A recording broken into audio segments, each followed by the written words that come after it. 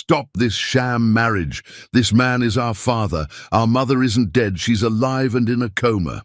Hello, my precious and deeply respected family. Welcome back to Mr. Peter Stories. Every day I carry your kindness in my heart. You are not just an audience. You are the honor behind my voice, the dignity in every story. Knowing you're here gives my work its soul. Sometimes I wonder, do you still feel the bond we promised each other? Not for views, but for the love that first knit us together. If your heart still remembers, please write in the comments. I still believe in you. Those 5 words whisper that our circle is unbroken, our respect unchanged. Now, please receive this prayer. Offered with all the gentleness and reverence you deserve, may serenity rise over your life like dawn over quiet waters. May your steps be guided by wisdom, your hands by kindness, and your dreams by courage. May every burden grow lighter, every joy grow brighter, and may grace honor your name wherever it is spoken. May your home be a safe harbor, and may the peace you share return to you 100-fold. This space is more than content. It is a refuge of respect and love, and always, always, I still believe in you. The late afternoon sun streamed through the towering stained glass windows of St. Catherine's Cathedral, casting rainbow prisms across the marble floor where Kyle Barrett stood in his perfectly pressed black tuxedo. 200 guests filled the ornate pews, their faces glowing with anticipation as organ music swelled through the sacred space. Kyle's bride, Jennifer Whitmore, looked radiant in her designer gown, her blonde hair swept into an elegant chignon beneath her grandmother's pearl tiara. Kyle should have felt like the luckiest man alive. Instead, his stomach churned with a familiar guilt that had gnawed at him for 3 years, ever since he'd made the decision that would define him as either a survivor or a coward. He glanced toward the front pew where his 10-year-old twins, Joshua and Robin, sat in their matching navy suits, their faces solemn and unreadable. The boys had been unusually quiet during the morning preparations. Joshua, the older twin by 12 minutes, had barely spoken while Kyle helped him with his dear. Robin, typically the more emotional and talkative of the two, had spent most of the morning staring out their hotel window at the bustling streets of Millbrook, a city 200 miles from their old life in Riverside, where everything had changed forever. "Dearly beloved," began Reverend Matthews, his voice echoing through the cathedral, "we are gathered here today to witness the union of Kyle Michael Barrett and Jennifer Ann Whitmore in holy matrimony." Kyle's hands trembled slightly as he took Jennifer's perfectly manicured fingers in his. She smiled up at him with such trust, such complete faith in the man she believed him to be. If only she knew the truth about the Friday evening drives he claimed were business trips to check on old projects. If only she knew about the GPS coordinates saved in his phone for Greenwood Care Center. If only she knew about the woman who lay motionless in room 247, breathing through machines while Kyle whispered apologies and read her favorite poetry. "Marriage is not to be entered into lightly," the Reverend continued, "but with careful consideration and complete honesty between partners." The word honesty hit Kyle like a physical blow. He forced himself to maintain eye contact with Jennifer, even as shame threatened to consume him. Behind her, he could see Jennifer's father, District Attorney Robert Whitmore, and her mother, Judge Patricia Whitmore, two of the most powerful legal minds in the state. They had welcomed Kyle into their family based on his story of being a widowed architect, a devoted father raising twin boys after losing his beloved wife Kathy in a tragic car accident 3 years ago. Every detail of Kyle's fabricated grief had been carefully crafted. He'd shown them photos of Kathy, young, beautiful, vibrant Kathy, with her warm brown eyes and infectious laugh. He'd spoken of her with just the right mixture of sadness and healing acceptance. He'd even taken Jennifer to a cemetery where he claimed Kathy was buried, standing over an unmarked plot while manufacturing tears that felt real because the pain was real, just not for the reasons Jennifer believed. If anyone here knows of any reason why Kyle and Jennifer should not be wed, Reverend Matthews announced, his words carrying across the hushed cathedral, "Speak now or forever, hold your peace." The silence stretched for what felt like an eternity. Kyle held his breath as he always did during this part of any wedding he'd attended since his deception began. It was an antiquated tradition, he told himself. No one ever actually spoke up during this part. No one ever... Stop! The single word shattered the sacred silence like a gunshot. Kyle's blood turned to ice as he recognized the voice, young, clear, and devastatingly familiar. He turned slowly, his heart hammering against his ribs, to see Joshua standing in the front pew. The 10-year-old boy's face was pale but determined, his green eyes, so much like his mother's, blazing with a courage that Kyle had never possessed. "Joshua, sit down," Kyle whispered desperately, but his voice cracked and carried further than intended. Robin stood up beside his brother, his smaller frame trembling, but his resolve matching Joshua's. In his hands, he clutched something that made Kyle's vision blur with panic, a manila envelope thick with papers. "Daddy can't marry Miss Jennifer," Joshua announced, his young voice carrying clearly through the cathedral's acoustics. Every head turned toward the twins, and Kyle could hear the collective intake of breath from 200 shocked guests. "Boys, please," Kyle started, taking a step toward them, but Joshua held up his hand with an authority that seemed impossible for a child. "Our mama didn't die," Robin said, his voice smaller than his brother's, but no less clear. "Daddy lied to everyone." Jennifer's bouquet of white roses and baby's breath fell from her nerveless fingers, scattering petals across the marble steps. "What are they talking about, Kyle?" she demanded, her voice rising to a pitch that echoed off the cathedral walls. Joshua reached into the envelope Robin held and pulled out a stack of papers, medical bills, GPS printouts, and photographs that Kyle recognized with growing horror. "Our mama is alive," Joshua said, his voice growing stronger with each word. "She's sleeping in Greenwood Care Center, and Daddy visits her every weekend. He told us not to tell anyone because it would make people sad, but we found all the papers." The cathedral erupted in chaos. Guests began murmuring frantically among themselves, some standing to get a better view of the drama unfolding at the altar. Jennifer's mother, Judge Patricia Whitmore, rose from her seat with the commanding presence that had made her legendary in the courtroom. "Kyle," Jennifer's voice was barely above a whisper, but it cut through the noise like a blade. "Tell me they're confused. Tell me this is some kind of mistake." Kyle opened his mouth, but no words came. How could he explain 3 years of carefully constructed lies? How could he make anyone understand the suffocating weight of visiting a wife who couldn't speak, couldn't move, couldn't give him any sign that she knew he was there? How could he describe the loneliness of loving someone who was present but absent, alive but unreachable?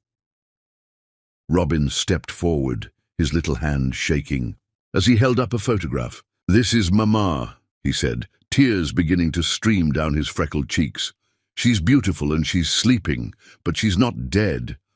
Daddy reads to her every weekend and tells her about us, but then he comes home and pretends she's in heaven." The photograph was one Kyle kept hidden in his wallet, Kathy in her hospital bed, peaceful but pale, surrounded by machines that monitored her vital signs and helped her breathe.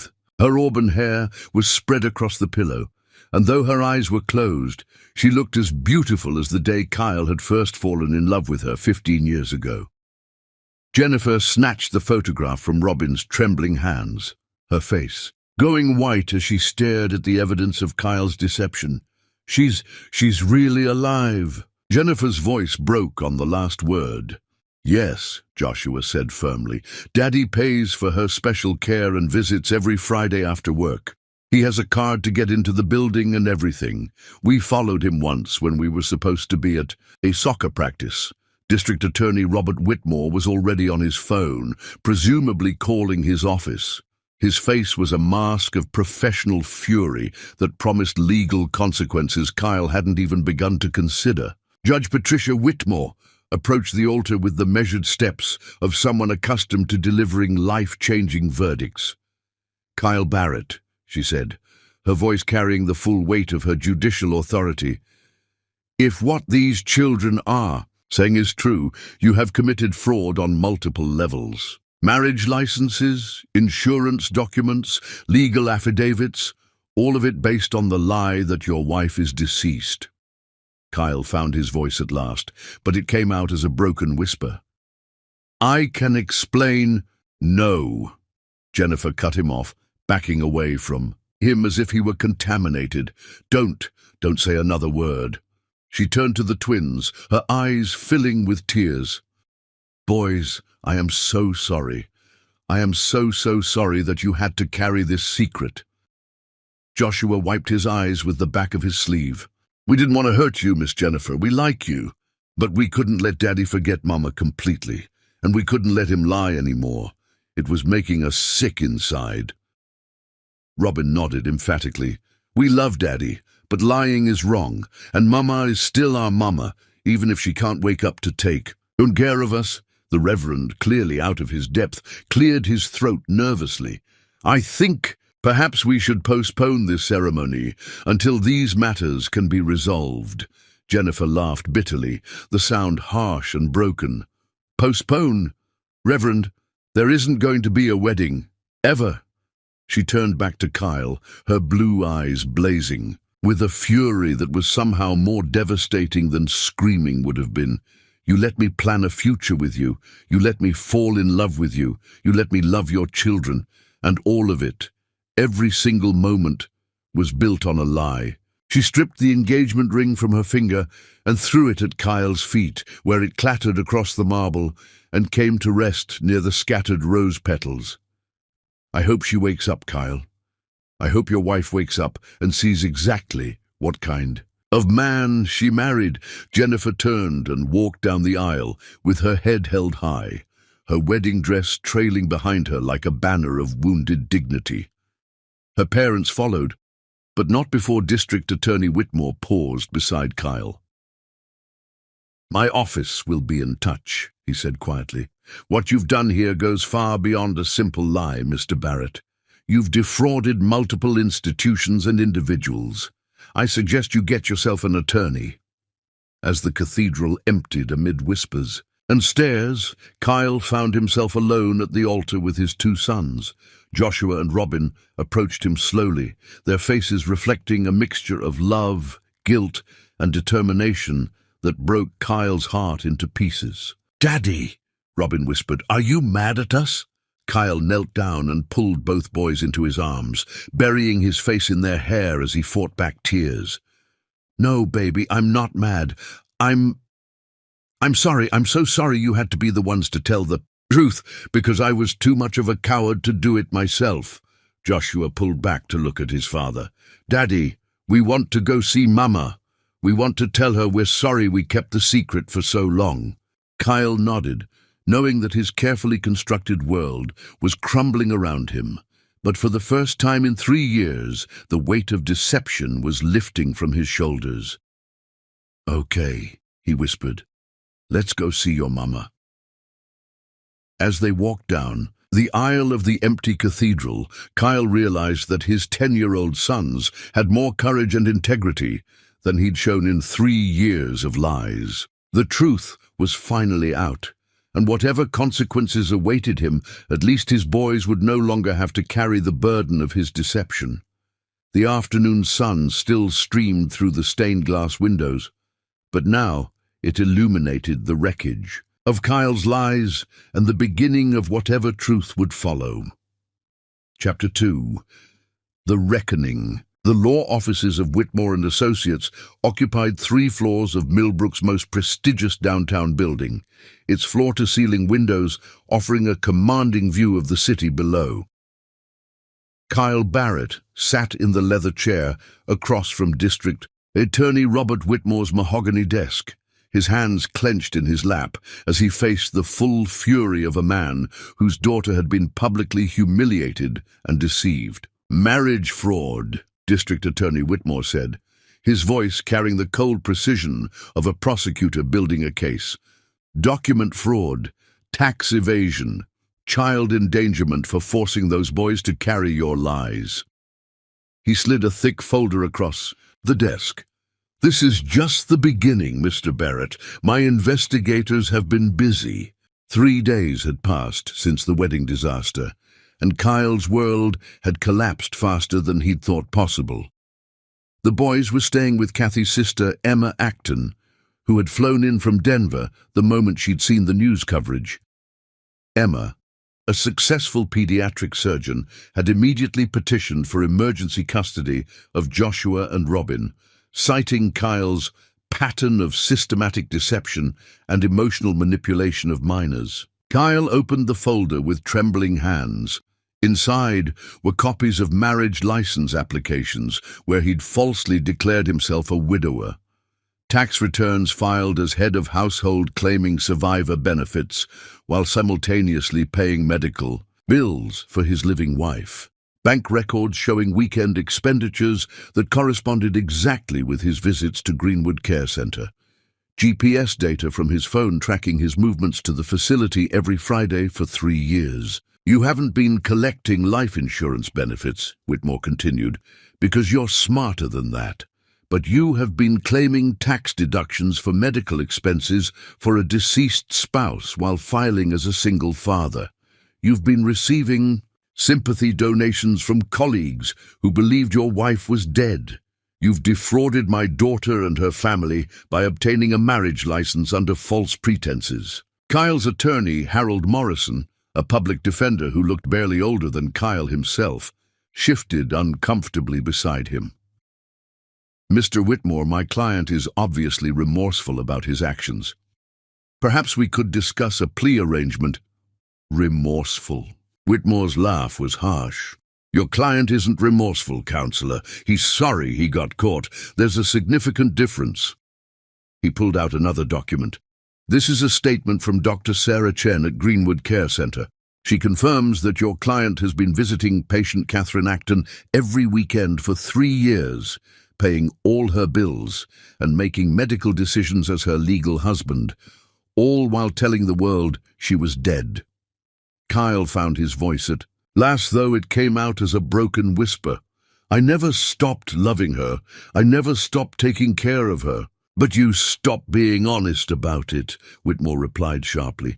"You turned your wife's tragedy into a convenient fiction. You used her condition to gain sympathy from women you wanted to date.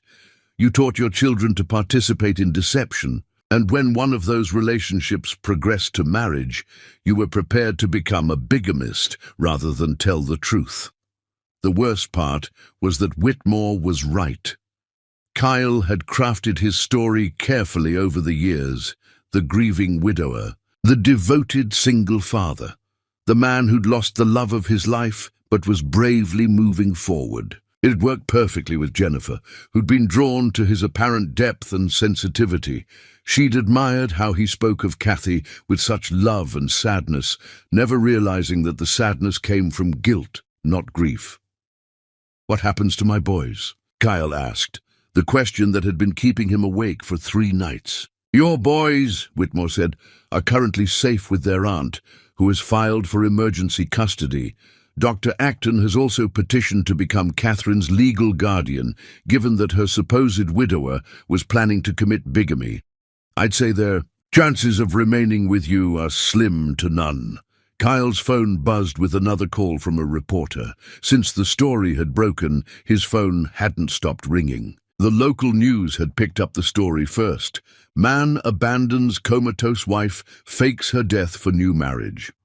By the second day, it had gone statewide.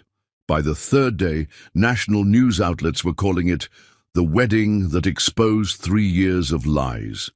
Social media had been merciless. Someone had posted video from the wedding, showing Joshua and Robin courageously exposing their father's deception. The twins were being called heroes, while Kyle was being labeled everything from sociopath to the worst husband in America. His architectural firm had already terminated his partnership, and the state licensing board had opened an investigation. Harold Morrison cleared his throat. "Mr. Whitmore, surely we can come to some arrangement that serves everyone's interests. Mr. Barrett is willing to make full restitution." "Restitution?" Whitmore stood up, his face flushing with anger. "Counselor, your client didn't steal money from a cash register. He stole 3 years of people's lives. He stole my daughter's trust. He stole his children's sense of security. How exactly does one make restitution for that?" Kyle's phone rang again, and this time the caller ID made his blood run cold. "Dr. Sarah Chen," he answered with shaking hands. "Mr. Barrett." The voice belonged to Kathy's primary physician.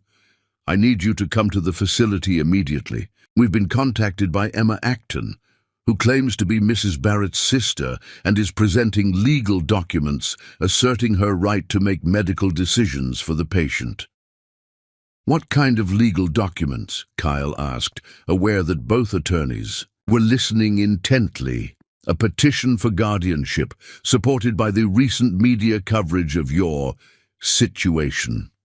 Mr. Barrett, given the circumstances, this facility's administration has decided that all future medical decisions regarding Catherine Acton must be made by her legally appointed guardian. You are no longer authorized to make care decisions."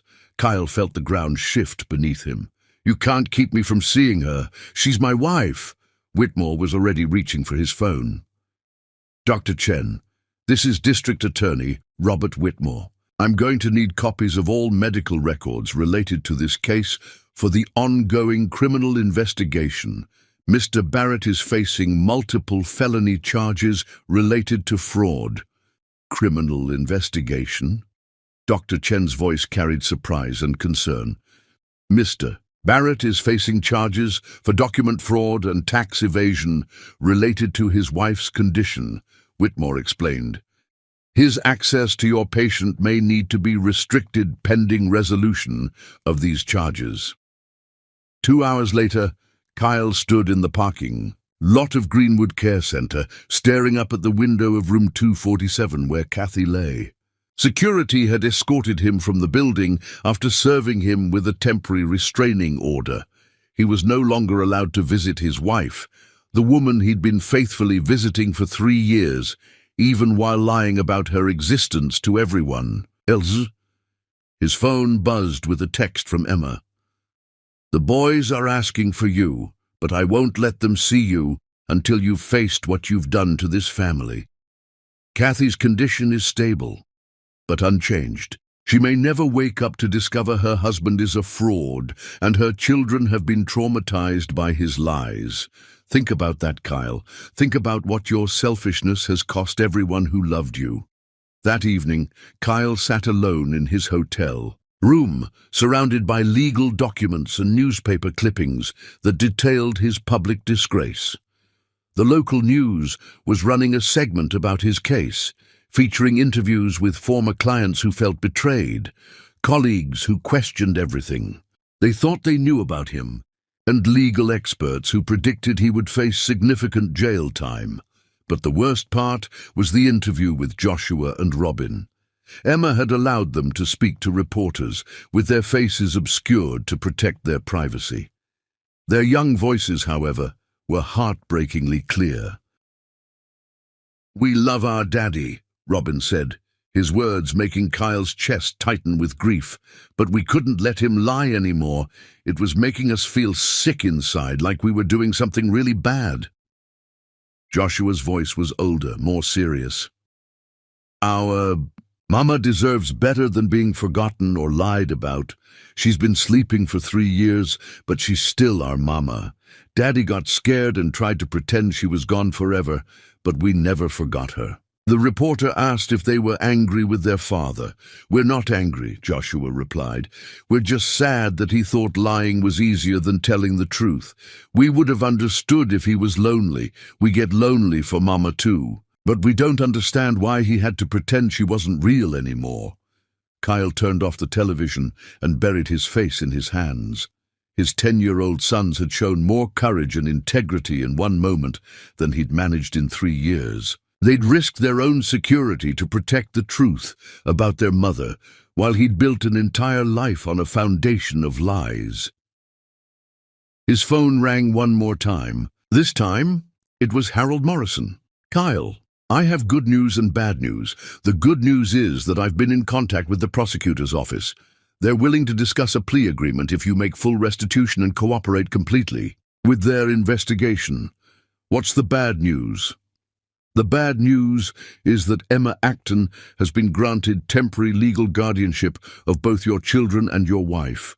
She's also filed for permanent custody, and given your current circumstances, she has a very strong case. You're looking at supervised visitation at best, Kyle, and that's only if you avoid prison time." Kyle hung up the phone and stared out his hotel window at the city lights below. Somewhere in those lights was Greenwood Care Center, where Kathy lay unchanged, unaware that her husband had betrayed everything they'd once meant to each other. Somewhere else in those lights was a house where his children were learning to trust their aunt instead of their father. He'd thought he was protecting everyone by lying.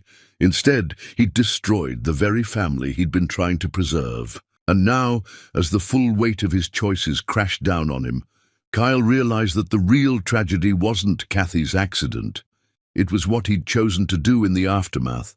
The reckoning had only just begun, and Kyle was finally beginning to understand that earning forgiveness would require much more than apologies.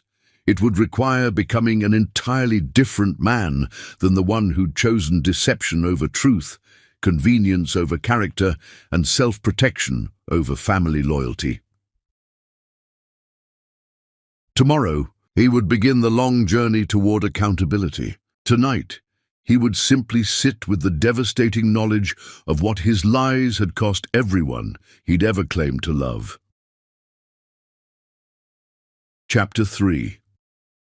When Mama Awakens to Betrayal. 6 weeks after Kyle's arrest, Emma Acton sat in the uncomfortable plastic chair beside her sister's hospital bed, reading aloud from Charlotte's Web, one of the books Kathy had loved as a child. The doctors had told Emma that coma patients sometimes responded to familiar voices and stories, though after 3 years, hope for Kathy's recovery had dwindled to a thread. It is not often that someone comes along who is a true friend and a good writer, Emma read, her voice steady despite the exhaustion that came from juggling her surgical practice in Denver with caring for her nephews and sister in Riverside. As Emma turned the page, she noticed something that made her breath catch. Kathy's eyelids had fluttered, not the random muscle movement the doctors had warned her about, but a deliberate response that seemed timed to Emma's voice. "Kathy," Emma whispered, leaning closer to the bed. "Can you hear me, sweetheart?" For a moment, nothing happened. Then slowly, Kathy's eyes opened for the first time in 3 years. The awakening process was gradual and confusing. Over the next 2 weeks, Kathy drifted in and out of consciousness, sometimes aware enough to squeeze Emma's hand, other times lost in a haze of medication and neurological recovery.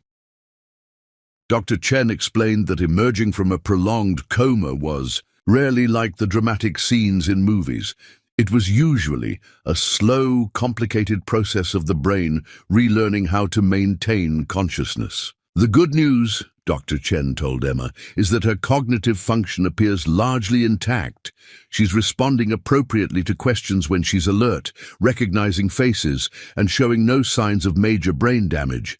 The bad news is that she's going to need extensive physical rehabilitation, and the emotional impact of learning about the lost time will be significant." When Kathy was finally alert enough for extended conversation, Emma faced the impossible task of explaining 3 years of lies, betrayal, and legal chaos. She started slowly, gently. "Kathy, you've been in a coma for 3 years," Emma said, holding her sister's hand. "Do you remember the car accident?" Kathy's voice was hoarse and weak, but her memory was sharp. "I remember fighting with Kyle about our marriage, about whether we should try counseling. I was angry and I stormed out in the rain." She paused, tears forming in her eyes. "The boys, Joshua and Robin, they were 7. They're 10 now?" "Yes, sweetheart, they're with me, they're safe, and they're so excited that you're awake." Over the next several days, as Kathy's physical strength slowly returned, Emma revealed the truth about Kyle's deception piece by devastating piece.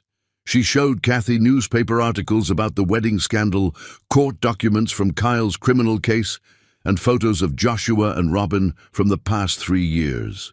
Birthdays, school, events and milestones that Kathy had missed while unconscious. "He told people I was dead?" Kathy asked on the 4th day, her voice stronger now but hollow with disbelief. She was sitting up in bed, her auburn hair freshly washed but still thin from 3 years of medical care. Emma nodded grimly. "He moved to Millbrook about 6 months after your accident. Started completely over. New job, new friends, new life. He told everyone his wife had died in a car crash." Kathy stared out the window at the spring flowers blooming in the hospital garden. She remembered the accident with painful clarity. The fight with Kyle about their failing marriage, about how they'd grown apart, about whether they should try counseling or just admit defeat. She remembered grabbing her keys in anger, storming out into the rain. She remembered the last thing she'd said to him. "Maybe it would be easier if I just disappeared." "But he visited me," Kathy said, confusion and hurt warring in her voice. "The nurses said he came every weekend. He read to me, talked to me." "He did," Emma confirmed, "but Monday through Thursday, he was building a completely different life. Dating, getting engaged, planning a wedding." Emma pulled out her tablet and showed Kathy screenshots of news articles. "The boys exposed him at his wedding ceremony, Kathy. They couldn't let him go through with it." Kathy studied the headlines with growing horror. "Man abandons comatose wife, fakes her death for new marriage. Wedding stopped by brave children exposing father's lies. The boys who saved their mother's honor. My babies," Kathy whispered, tears streaming down her face. "They had to carry that secret. They had to be the adults because Kyle couldn't be." Emma reached for her hand. "There's more, sweetheart. He was filing false tax returns as a widower, planning to move the boys across the country without telling anyone you were alive. He was going to commit bigamy rather than tell his fiancée the truth." The betrayal cut deeper than the physical pain of her recovery. Kathy had loved Kyle since. She was 22 years old. They'd built a life together, created 2 beautiful children, weathered the normal struggles of marriage and parenthood. Yes, they'd been having problems before the accident. They'd grown apart, stopped communicating effectively, let work and stress erode their connection. But she'd never imagined Kyle could be capable of such systematic deception. "Where is he now?" Kathy asked. "Facing criminal charges. He's lost his architectural license, his job, most of his assets. I filed for emergency custody of the boys and guardianship over you. Given his legal situation, the court granted both requests." On the 10th day of her awakening, Kathy was finally strong enough to see Joshua and Robin. Emma brought them to the hospital during visiting hours, and Kathy had spent 2 hours preparing herself emotionally for seeing the children she'd lost 3 years of raising.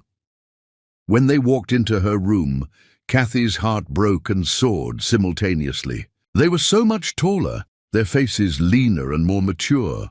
Joshua's hair was darker now, and he carried himself with a gravity that no 10-year-old should possess. Robin still had his gentle eyes and quick smile, but there was a wariness there that spoke of difficult lessons learned too young. "Mama?" Robin's voice was tentative, as if he couldn't quite believe she was real. "Come here, my babies," Kathy said, opening her arms. They rushed to her bedside, and suddenly they were 7 years old again, crying and clinging to her as if they could make up for 3 lost years through the intensity of their embrace. Kathy held them as tightly as her weakened arms would allow, breathing in their scent, memorizing the weight of them against her chest. "I'm sorry, Mama." Joshua sobbed against her shoulder. "I'm sorry we kept Daddy's secret for so long. We thought we were protecting you. And I'm sorry we had to tell everyone the truth about Daddy," Robin added, his small body shaking with tears. "We didn't want to hurt him, but we couldn't let him forget about you." Kathy pulled back to look at their faces, cupping their cheeks in her hands. "Listen to me," she said firmly. "You have nothing to apologize for. Nothing. You were asked to carry burdens that belong to adults, not children. You protected the truth when the grown-ups around you weren't brave enough to do it themselves."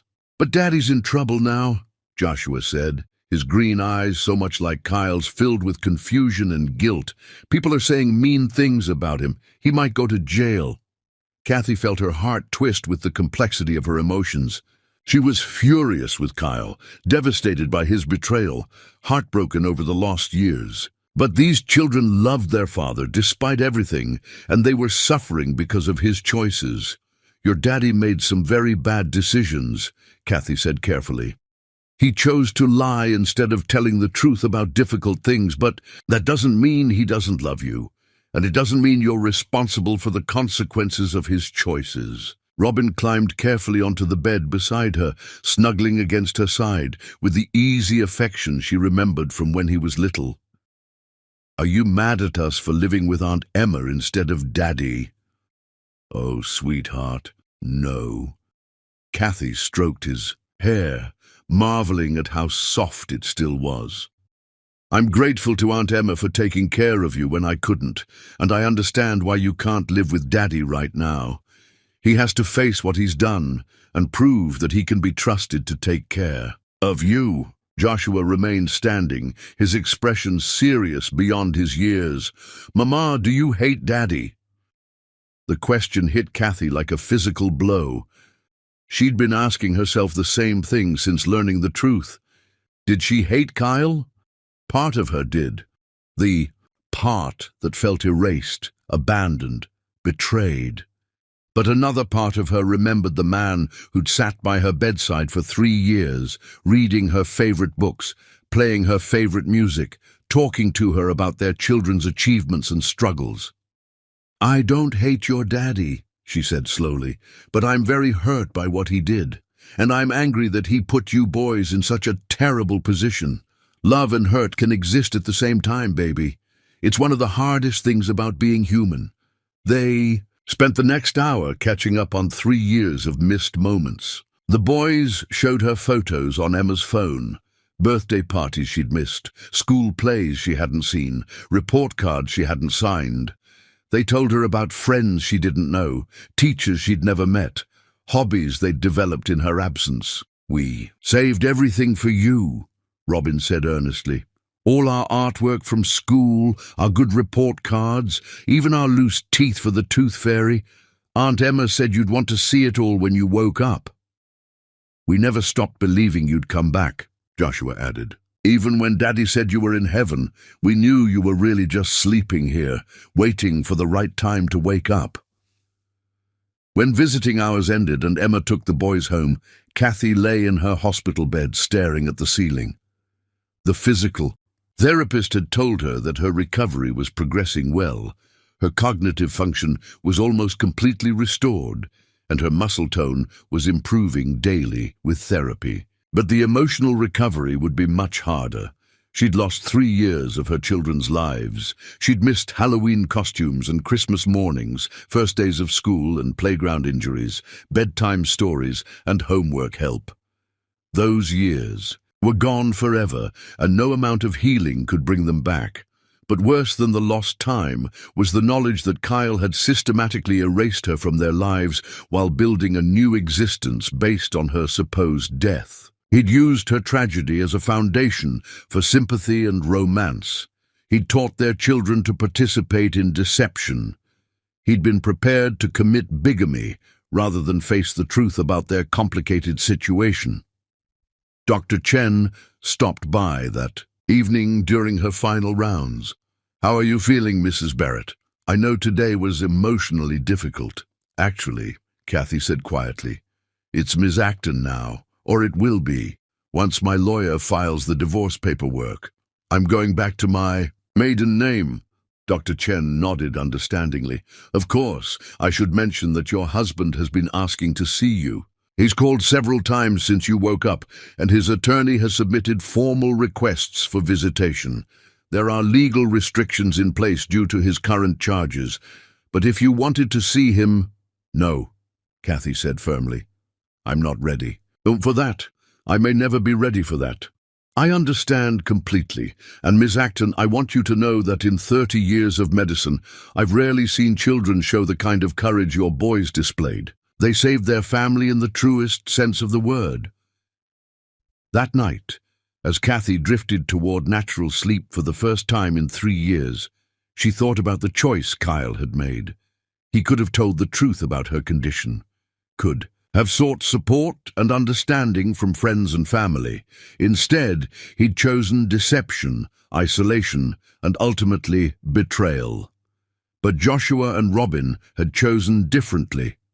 When faced with an impossible burden, they'd chosen courage over comfort, truth over convenience. At 10 years old, they'd shown more integrity than their father had managed in 3 years.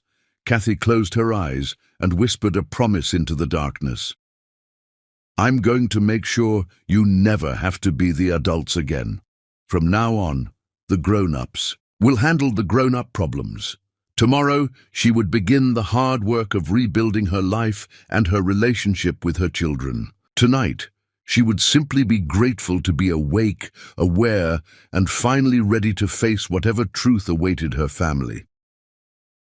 The woman who had been systematically erased from her own life was ready to write herself back into existence, not as Kyle's victim, but as Joshua and Robin's mother, as Emma's sister, and as her own person, stronger for having survived both the accident and the betrayal that followed. Chapter 4. Legal Warfare. The Riverside County Family Court building stood like a monument to broken dreams, its grey concrete facade reflecting the overcast November sky. Kyle Barrett sat in the defendant's chair, his once expensive suit now wrinkled and ill-fitting, after weeks of stress-induced weight loss. Across the aisle, Kathy sat beside her attorney, Margaret Thornfield, a woman whose reputation for protecting clients from abusive situations was legendary in legal circles. "Your Honor," Harold Morrison began, his voice lacking the confidence that usually characterized criminal defense attorneys, "my client wishes to enter a plea of guilty to all charges of marriage fraud, insurance fraud, and perjury. We ask the court to consider that Mr. Barrett's actions, while inexcusable, were born from overwhelming grief and depression following his wife's tragic accident. Judge Elena Rodriguez, a no-nonsense woman with 20 years on the family court bench, studied Kyle with the expression of someone who had seen every variation of human weakness and deception. "Mr. Barrett, do you understand that by pleading guilty to these charges, you are admitting to a pattern of deliberate fraud spanning 3 years? Kyle stood on unsteady legs. "Yes, Your Honor." "And do you understand that these charges carry potential prison sentences totaling up to 15 years? "Yes, Your Honor." Margaret Thornfield rose gracefully, her silver hair pulled back in a severe bun that emphasized the sharp intelligence in her dark eyes. "Your Honor, while we acknowledge Mr. Barrett's guilty plea on the criminal charges, we are here today to address the more pressing matter of child custody and support." Mr. Barrett's crimes extend far beyond financial fraud. He systematically erased his children's mother from their lives while teaching them to participate in his deception. She approached the evidence table, where boxes of documents chronicled 3 years of Kyle's double life. The evidence will show that Mr. Barrett didn't simply tell a few lies to spare people's feelings. He orchestrated a complete fiction, turning his wife's tragedy into a tool for personal gain, while forcing his children to become accomplices in his betrayal. The first piece of evidence was devastating in its thoroughness. Kyle had removed every photograph of Kathy from their home, boxing them up and storing them in a storage unit.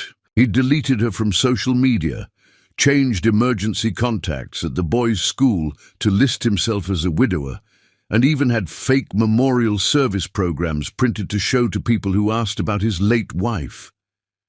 "Your Honor," Thornfield continued, "this wasn't grief. This was calculated erasure. Mr. Barrett didn't just lie about his wife's death. He systematically worked to make it true in every way, except the biological."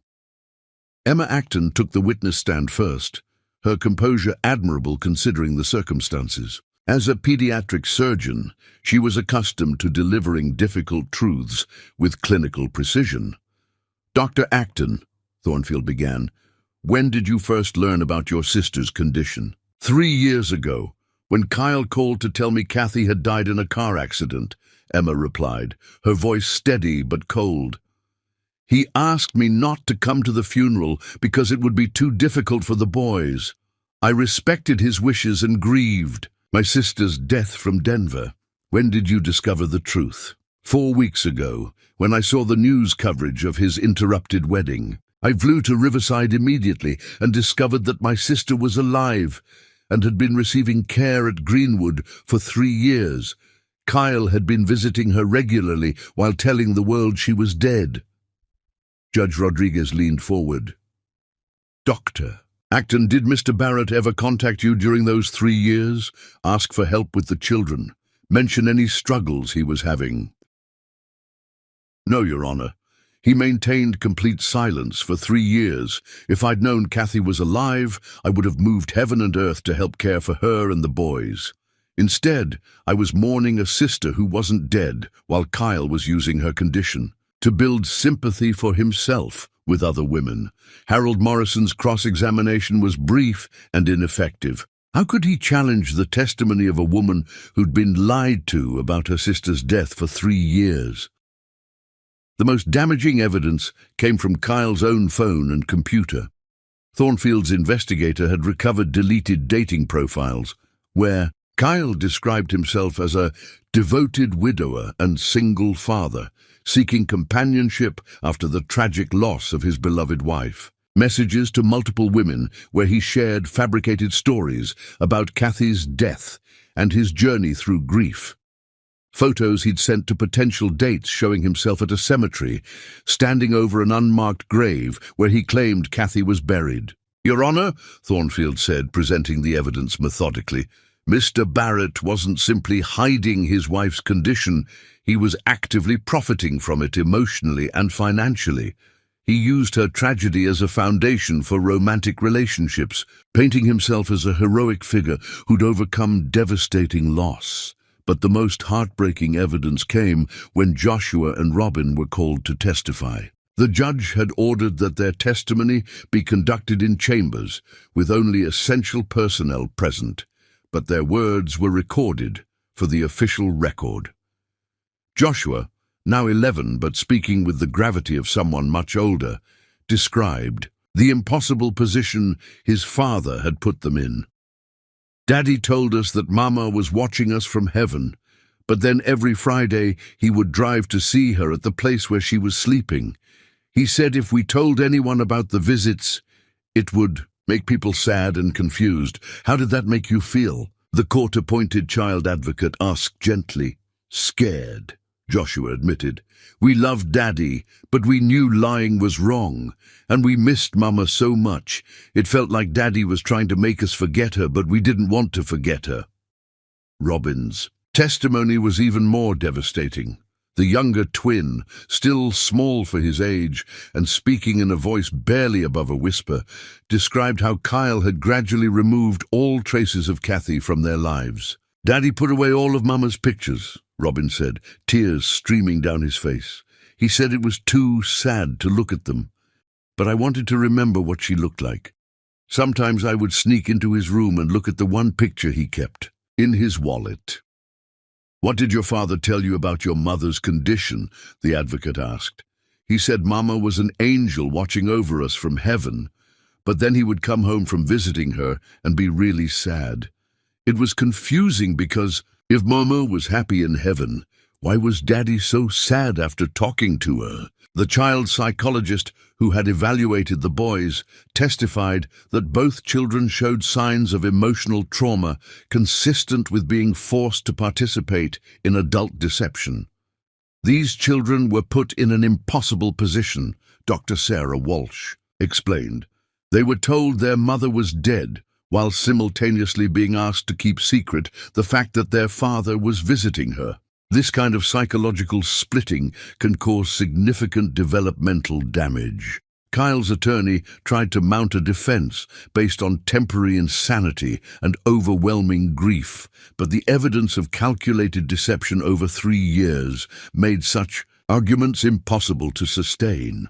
Financial records showed that Kyle had carefully planned his move to Millbrook, researching the area and securing employment months before relocating. Dating app records showed he'd been actively seeking relationships within weeks of moving, using his widower status as a primary selling point.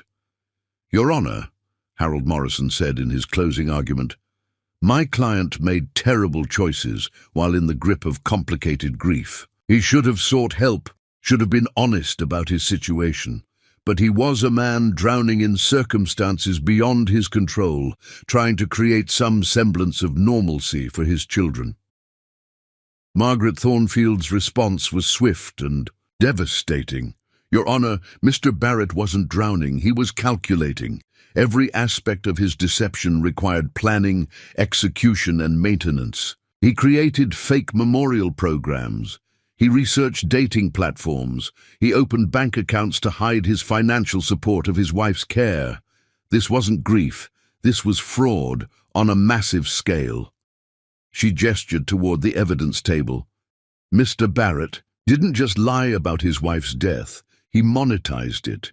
He collected life insurance benefits. He filed fraudulent tax returns. He used his tragedy to gain sympathy and romantic interest from women. And throughout it all, he forced his children to participate in his deception while visiting the wife he'd supposedly buried every single weekend." Judge Rodriguez took a 2-hour recess before delivering her verdict. When court reconvened, her expression left no doubt about her feelings regarding Kyle's conduct. "Mr. Barrett," she began, "in 30 years on this bench, I have rarely encountered such a systematic pattern of deception and emotional manipulation. Your actions have traumatized your children, defrauded multiple institutions, and shown a complete disregard for the truth and the people who trusted you." Kyle stood, his legs barely supporting him. "On the criminal charges, I sentence you to 2 years probation, 1,000 hours of community service, and full financial restitution to all defrauded parties. You will surrender your passport and remain in this jurisdiction for the duration of your probation." She turned to the custody matter.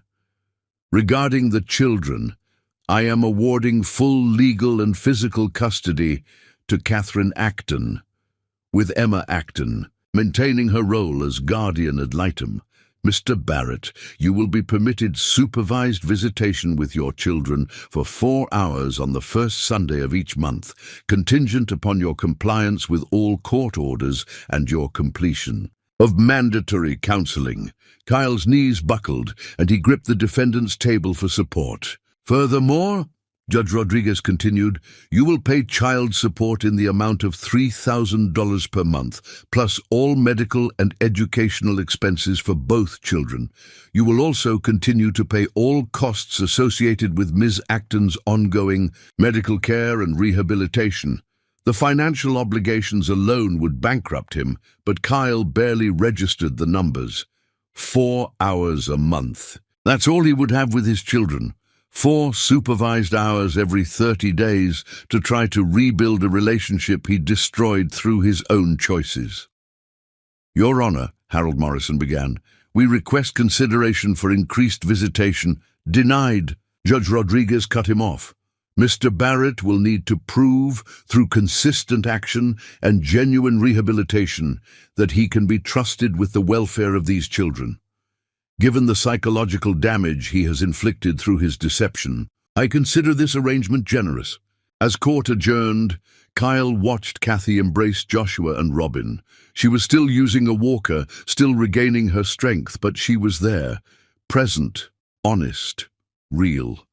Everything he'd failed to be for 3 years. Emma approached Kyle as he gathered his papers. "Kyle, I want you to know that Kathy and I will never prevent the boys from loving you. But they need to see that actions have consequences, and that trust, once broken, must be earned back through consistent behavior over time." Kyle nodded numbly. "How is she? Really?" "Stronger than you gave her credit for," Emma replied. "She's relearning to walk, to write, to live independently. But emotionally, she's devastated by your betrayal. You didn't just abandon her, Kyle, you erased her. And now she has to rebuild her identity while dealing with the trauma of what you did to our family." That evening, Kyle sat in his cramped studio apartment, surrounded by legal documents that chronicled the complete destruction of his life. He'd lost his career, his home, his family, and his reputation. Ahead of him stretched years of probation, community service, and the monthly humiliation of supervised visits with his own children. But for the first time in 3 years, he wasn't living a lie. The truth was ugly, painful, and devastating, but it was finally the truth. And perhaps, Kyle thought as he stared at a photo of Joshua and Robin from happier times, truth was the only foundation on which any kind of redemption could be built. His next supervised visit was 30 days away. He had 30 days to figure out how to begin earning back the right to be their father again. Chapter 5. The Price of Betrayal. Kyle's new apartment was a 400-square-foot studio in the worst part of Riverside, sandwiched between a laundromat that ran all night and a convenience store with bars on its windows.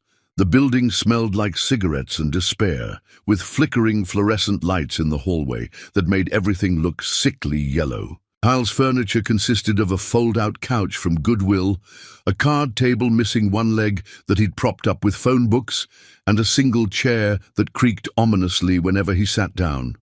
The walls were bare, except for one photo of Joshua and Robin, taken at Christmas 2 years before the accident, when they'd been a complete family. Sometimes Kyle would stare at that photo for hours, trying to remember what it felt like to be the kind of man who deserved the trust shining in his children's eyes. The morning alarm buzzed at 4:30 a.m., same as every weekday for the past 4 months since his release from jail. Kyle had served 60 days for contempt of court after violating his restraining order, and the experience had broken something inside him that he was still struggling to rebuild. Prison, even for such a short time, had shown him exactly where his choices were leading. Kyle rolled off the uncomfortable couch that served as his bed and reached for his work clothes.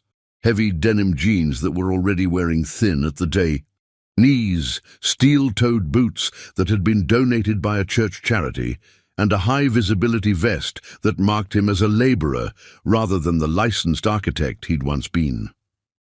By 5:30 a.m., Kyle was standing in the pre-dawn darkness at a job site. Across town, part of a crew demolishing old buildings to make way for new development. The bitter irony wasn't lost on him. He was now being paid $12 an hour to tear down structures while his former colleagues designed and built new ones. "Barrett!" The foreman's voice cut through the morning air. "You're on sledgehammer. A duty today. Third floor, tear out all the interior walls." Kyle nodded and headed for the building, his tool belt heavy around his waist. Demolition work was hard, dirty, and mindless, exactly what he needed. For 8 hours a day, he could lose himself in the rhythm of swinging a sledgehammer, tearing down walls, while trying not to think about how thoroughly he'd demolished his own life. Meanwhile, 15 miles away in Emma's suburban home, a different and kind of demolition was taking place. Robin Barrett sat at the kitchen table, staring at a bowl of cereal that had long since gone soggy, his 10-year-old body trembling with anxiety that seemed to have no source or solution. The change in Robin had been gradual but devastating. In the 3 months since Kathy had awakened and filed for divorce, Robin had started having panic attacks that left him gasping for breath and shaking uncontrollably. He'd lost 12 pounds from his already small frame, and dark circles under. His eyes made him look haunted. "Robin, sweetheart, you need to eat something," Emma said gently, sitting beside him at the table. She'd taken a leave of absence from her surgical practice in Denver to care for her sister and nephews, but she was beginning to realize that her medical training hadn't prepared her for this level of family trauma. Robin didn't respond. He hadn't spoken a word in 2 weeks, not since the court-mandated family therapy session, where he'd been asked to choose which parent he wanted to live with. The question had been too much for his young mind to process. How could he choose between a mother who was relearning how to live and a father who had betrayed everything he'd once believed about truth and love? Joshua emerged from his bedroom, already dressed for school, but moving with the careful control of someone much older than 10. Since the custody hearing, he'd appointed himself as Robin's protector and Kathy's guardian, shouldering responsibilities that should never fall to a child. "He had another nightmare last night," Joshua reported to Emma, his voice clinical and detached.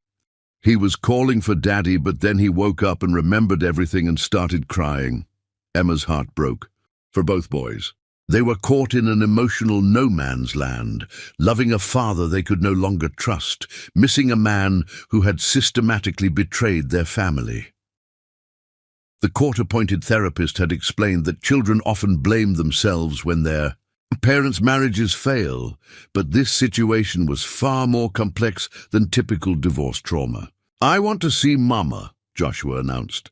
"I want to tell her that Robin isn't eating again, and that the kids at school are asking questions about Daddy being in the news." Emma nodded.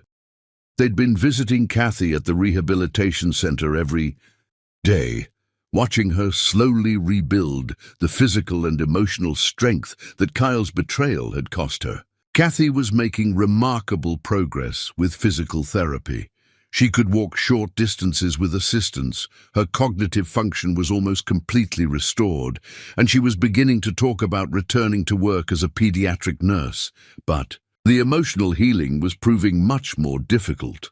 At Riverside Rehabilitation Center, Kathy sat in her wheelchair by the window, watching other families navigate their own recoveries and wondering if her children would ever feel secure again. The view from her room overlooked the parking lot, where Kyle used to park his silver Honda when he made his secret weekend visits. The irony was crushing. She was in the same facility where he'd spent 3 years visiting her, but now she was awake, and he was the one who was absent. Miss Acton. Dr. Jennifer Ross, her therapist, approached with a folder full of paperwork. "How are you feeling today?" "Guilty," Kathy replied honestly. It was the answer she gave most days. The guilt had become a constant companion. Guilt about the years she'd lost while unconscious, guilt about the burden her awakening had placed on Emma, guilt about the impossible position Kyle's lies had put their children in. "Tell me about the guilt," Dr. Ross said, settling into the chair across from her. I keep thinking about all the ways this could have been different, Kathy said. If I hadn't stormed out that night, if Kyle and I had gone to counseling instead of fighting, if I'd been a better wife, maybe he wouldn't have felt the need to replace me. Dr. Ross shook her head firmly. Miss Acton, your husband's decision to lie about your death wasn't caused by your marriage problems. It was caused by his inability to handle difficult emotions honestly. You are not responsible for his choice to deceive everyone who trusted him. The truth was that Kyle's requests for contact had become increasingly desperate and frequent. Every day brought new letters slipped under the door of Emma's house, left at the rehabilitation center, or handed to mutual acquaintances with pleas for delivery. Kathy had read the first few, but they'd all followed the same pattern: desperate apologies, explanations about his grief and loneliness, promises to do better if she'd just give him a chance. The letters made everything worse because they showed that Kyle still didn't understand the magnitude of what he'd done. He wrote about missing her, about wanting to rebuild their relationship, about how much he'd suffered during her coma. But he never addressed the central issue. He had systematically erased her from their children's lives while using her condition for personal gain. When Emma arrived with Joshua and Robin that afternoon, Kathy immediately noticed Robin's continued deterioration. The 10-year-old climbed into her lap with the desperate clinging of a child seeking safety in an unstable world, but he remained silent when she asked him about school, about his friends, about his dreams.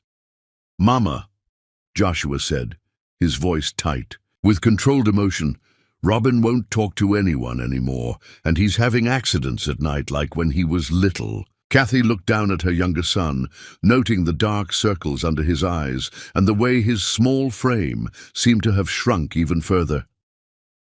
"Baby," she whispered, stroking his hair. "What's hurting you so much that you can't find words for it?" Robin buried his face against her shoulder, but remained silent. Dr. Walsh, the child psychologist, had explained that forcing him to speak would only make the mutism worse, but watching her child suffer in silence was agony for Kathy. "He misses Daddy," Joshua said bluntly, "but he's also scared of Daddy, and he doesn't know how to feel both things at the same time." The simple truth from a 10-year-old cut straight to the heart of their family's trauma. Kyle's betrayal had created an impossible emotional situation. For the boys, they loved their father but couldn't trust him, needed him but couldn't be with him, wanted to forgive him but didn't know how. "I miss Daddy too," Joshua continued, his careful composure finally cracking. "But I'm so angry at him, Mama. He made us lie. He made us help him pretend you weren't real anymore. He made us choose between loving you and loving him." Kathy pulled Joshua into her embrace alongside Robin, holding both boys as they finally allowed themselves to cry for the father they'd lost to his own choices. It was progress, Dr. Walsh had told her, letting themselves grieve the relationship they'd had with Kyle before they could begin to consider what relationship might be possible in the future. That evening, as Emma drove the boys home from their visit, Joshua made an announcement that surprised everyone. "I want to write a letter to Daddy," he said, "not to forgive him or to ask him to come home, but to tell him how much he hurt us. Maybe if he understands how bad it's been for Robin, he'll stop sending those letters that make Mama cry." Emma glanced in the rearview mirror at Joshua's serious face. "What would you want to say to him?" "I want to tell him that Robin doesn't talk anymore because Daddy taught him that words can be lies. I want to tell him that Mama cries every night because she missed 3 years of our lives. And I want to tell him that if he really loves us, he'll stop trying to make us choose sides and start proving that he can be honest." Meanwhile, Kyle was returning to his studio apartment after another 16-hour day, taking extra shifts to afford the court-ordered payments that consumed most of his income. The loneliness had become unbearable, but what made it worse was the knowledge that his suffering was entirely self-inflicted. He stopped at his mailbox and found what he'd been dreading, another returned letter from Kathy, this one marked "Refused" in Emma's sharp handwriting. Attached was a note. "Kyle, your letters are making her recovery harder. If you truly love her, you'll give her the space she needs to heal from what you did to our family." That night, Kyle sat on his fold-out couch surrounded by the returned letters Kathy had refused to read. Every attempt at contact had failed. Every gesture of remorse had been rejected. Every promise of change had fallen on deaf ears. For the first time since the wedding disaster, Kyle began to understand that love wasn't about his needs or his emotional comfort. Love was about what was best for the people he claimed to care about. And what was best for Kathy and the boys was for him to stop trying to force his way back into their lives and start proving through actions, not words, that he could become worthy of their trust. Kyle pulled out a fresh sheet of paper and began to write, not another letter to Kathy or the boys, but a letter to his attorney. If he was going to have any chance of redemption, he would have to earn it through consistent, humble action rather than desperate attempts at manipulation. The demolition of Kyle Barrett's old life was finally complete. Now, if he was very lucky and worked harder than he'd ever worked before, maybe he could begin the even more difficult task of building something worthy from the rubble. But first, he had to learn the difference between loving someone and earning the right to be part of their life. The education would take years, and there were no guarantees of success. The only certainty was that his family deserved better than the man he'd been, and becoming that better man was the only path forward that didn't lead to complete despair. Chapter 6. The Humbling Begins.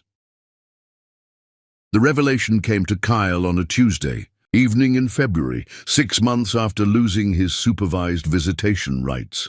He sat in his cramped apartment, staring at another returned letter from Kathy, this one marked "Refused" in Emma's sharp handwriting, when the futility of his approach finally hit him with crystalline clarity. Letters wouldn't rebuild trust. Explanations wouldn't undo trauma. Grand gestures wouldn't erase 3 years of systematic deception.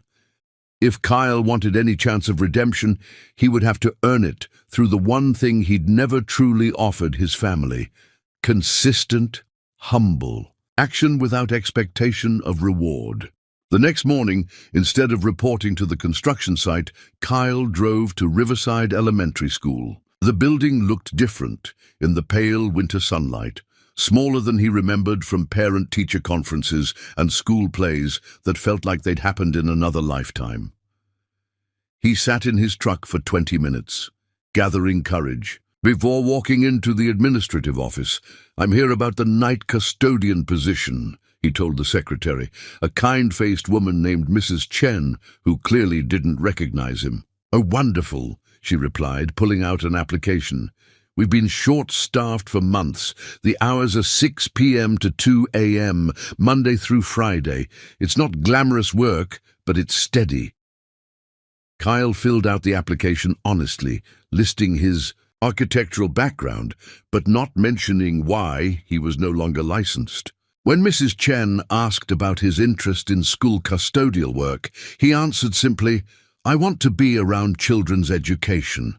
I want to contribute to their learning environment." It wasn't the complete truth, but it wasn't a lie either. Kyle did want to contribute to his children's world, even if they would never know he was there.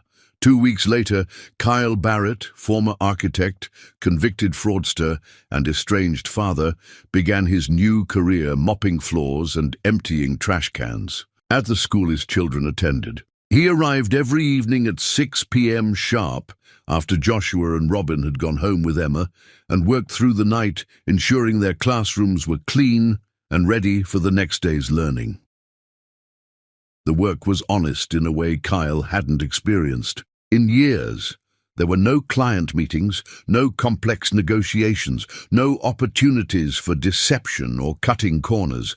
There was only the simple dignity of physical labor, the satisfaction of leaving something better than he'd found it. Kyle made it a point to learn every teacher's name, every classroom's specific needs. Mrs. Patterson's third-grade room required extra attention around the art station, where glitter had a way of embedding itself in every surface.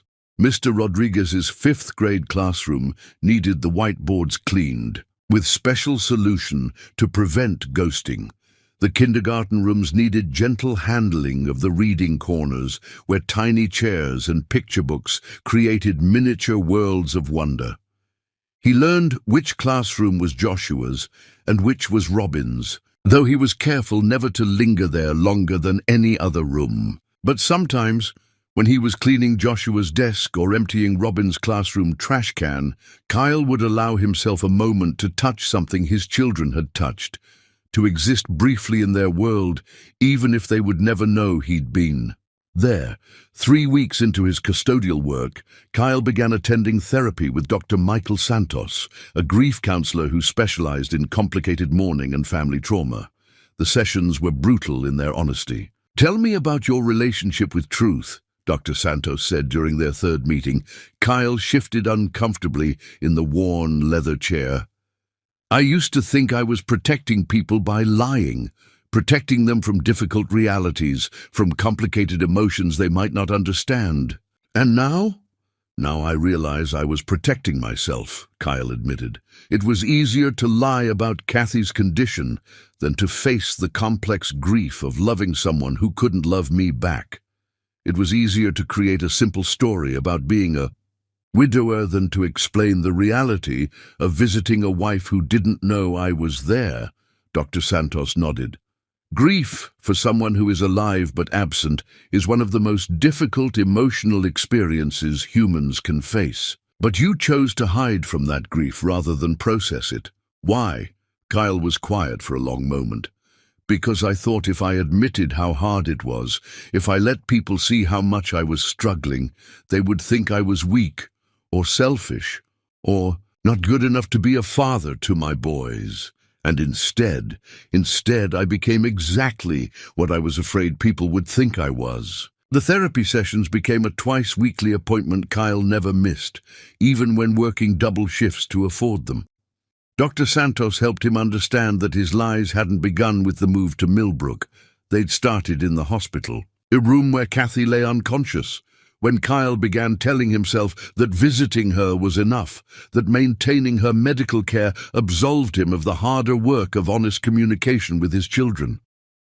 "Your boys needed to grieve their mother too," Dr. Santos pointed out. "By telling them she was dead, you robbed them of the chance to process their own complex feelings about her condition." Kyle also began volunteering at the Riverside Brain Injury Support Center, spending his Saturday mornings helping other families navigate the impossible terrain of loving someone whose consciousness existed in liminal space between life and death. The work was emotionally grueling, but it taught Kyle what he should have learned 3 years earlier, that truth, however complicated, was always better than convenient fiction.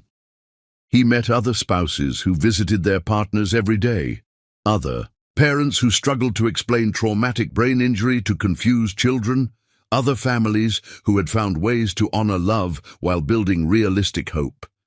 None of them had chosen Kyle's path of erasure and deception. "My wife has been in a vegetative state for 5 years, shared Marcus, a man Kyle's age, whose wife had suffered an aneurysm. "My kids visit her every week. They read to her, tell her about school, show her their artwork. It's hard, but it's honest. They know their mother loves them, even if she can't show it right now."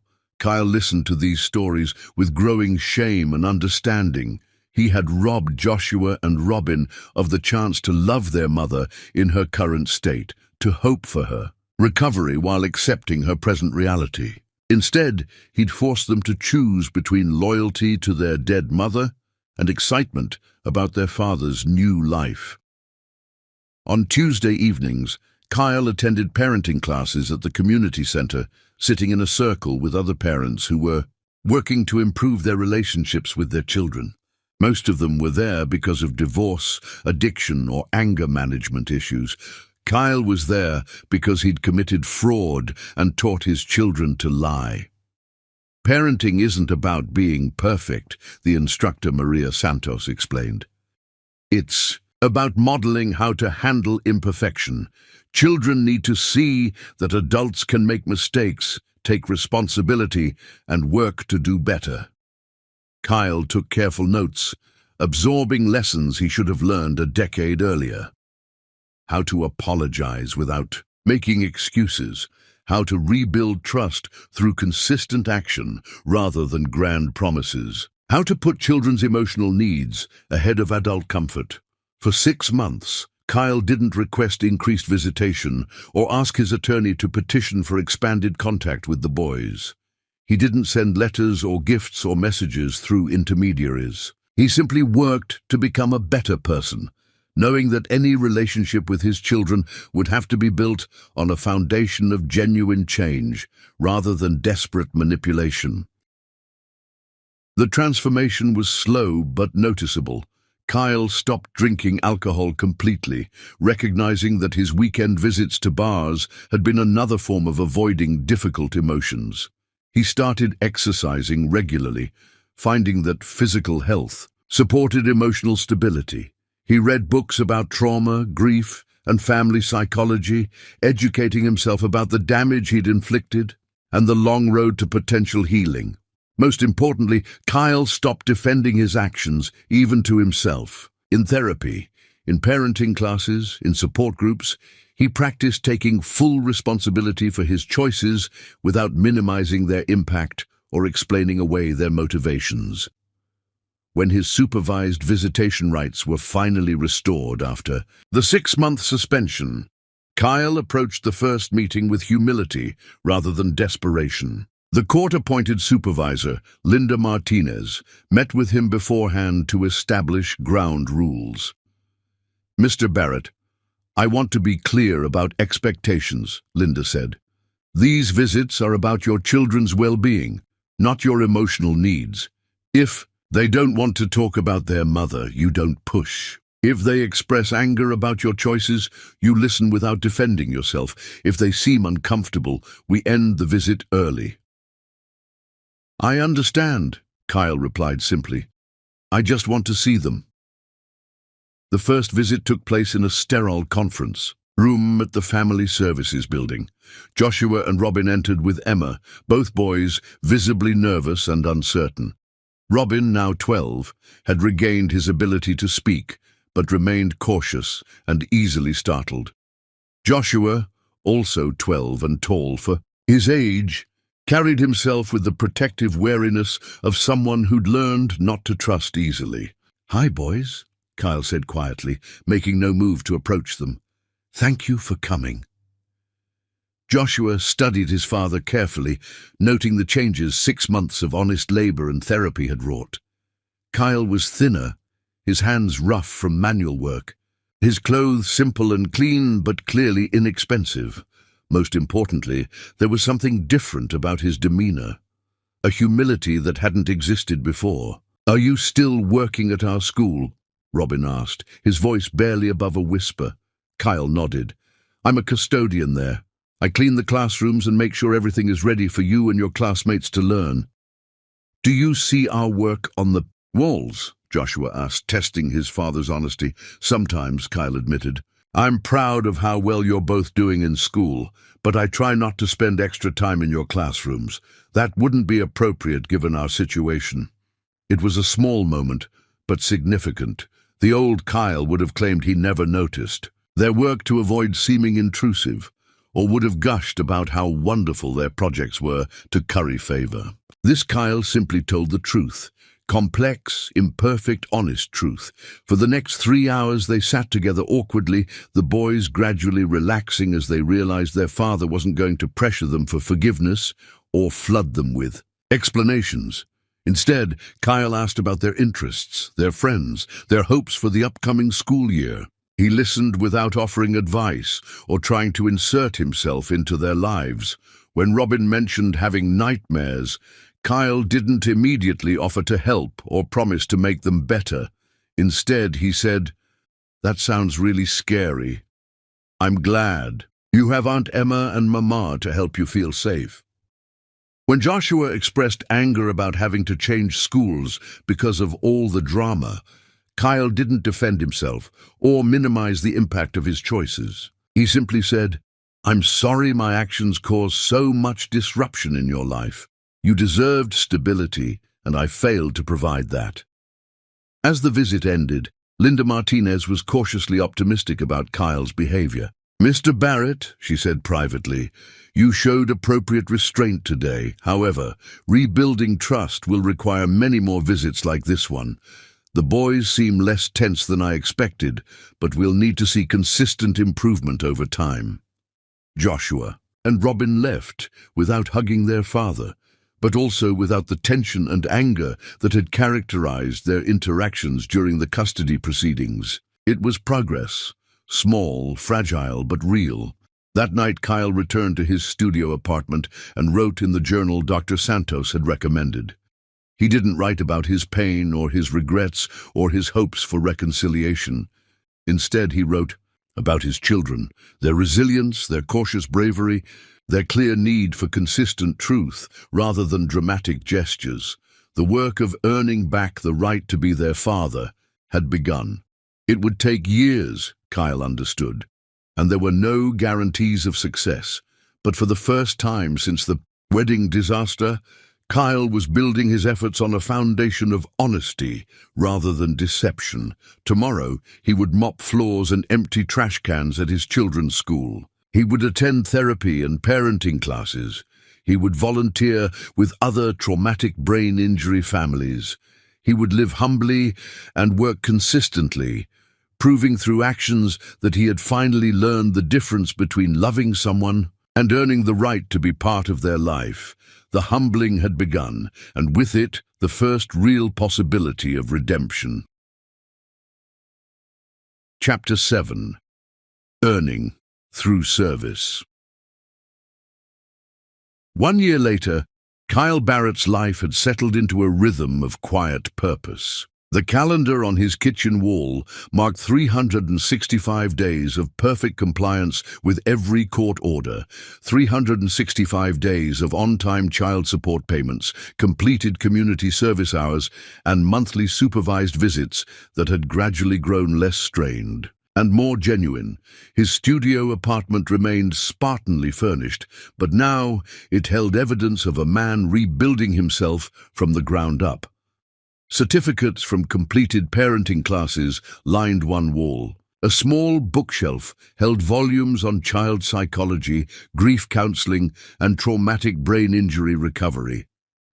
The card table that served as his desk was covered with carefully organized files, therapy session notes, volunteer schedules, and architectural sketches for a new specialty he'd been developing. Kyle had discovered his calling in accessible design. Working with families at the Brain Injury Support Center had opened his eyes to the complex needs of people living with disabilities, and he'd begun specializing in home modifications and adaptive construction. Though he couldn't practice architecture, without his license, he could work as a contractor specializing in wheelchair ramps, accessible bathrooms, and adaptive living spaces. The work paid modestly, but fed his soul in ways his former prestigious projects never had. Every handrail he installed, every doorway he widened, every bathroom he modified helped someone live more independently. It was honest work that served real human needs, and Kyle found deep satisfaction in using his skills to improve rather than impress. His phone buzzed with a text from Marcus, his fellow volunteer at the support center. "Mrs. Patterson's ramp is finished," she cried when she was able to get onto her front porch independently for the first time in 3 years.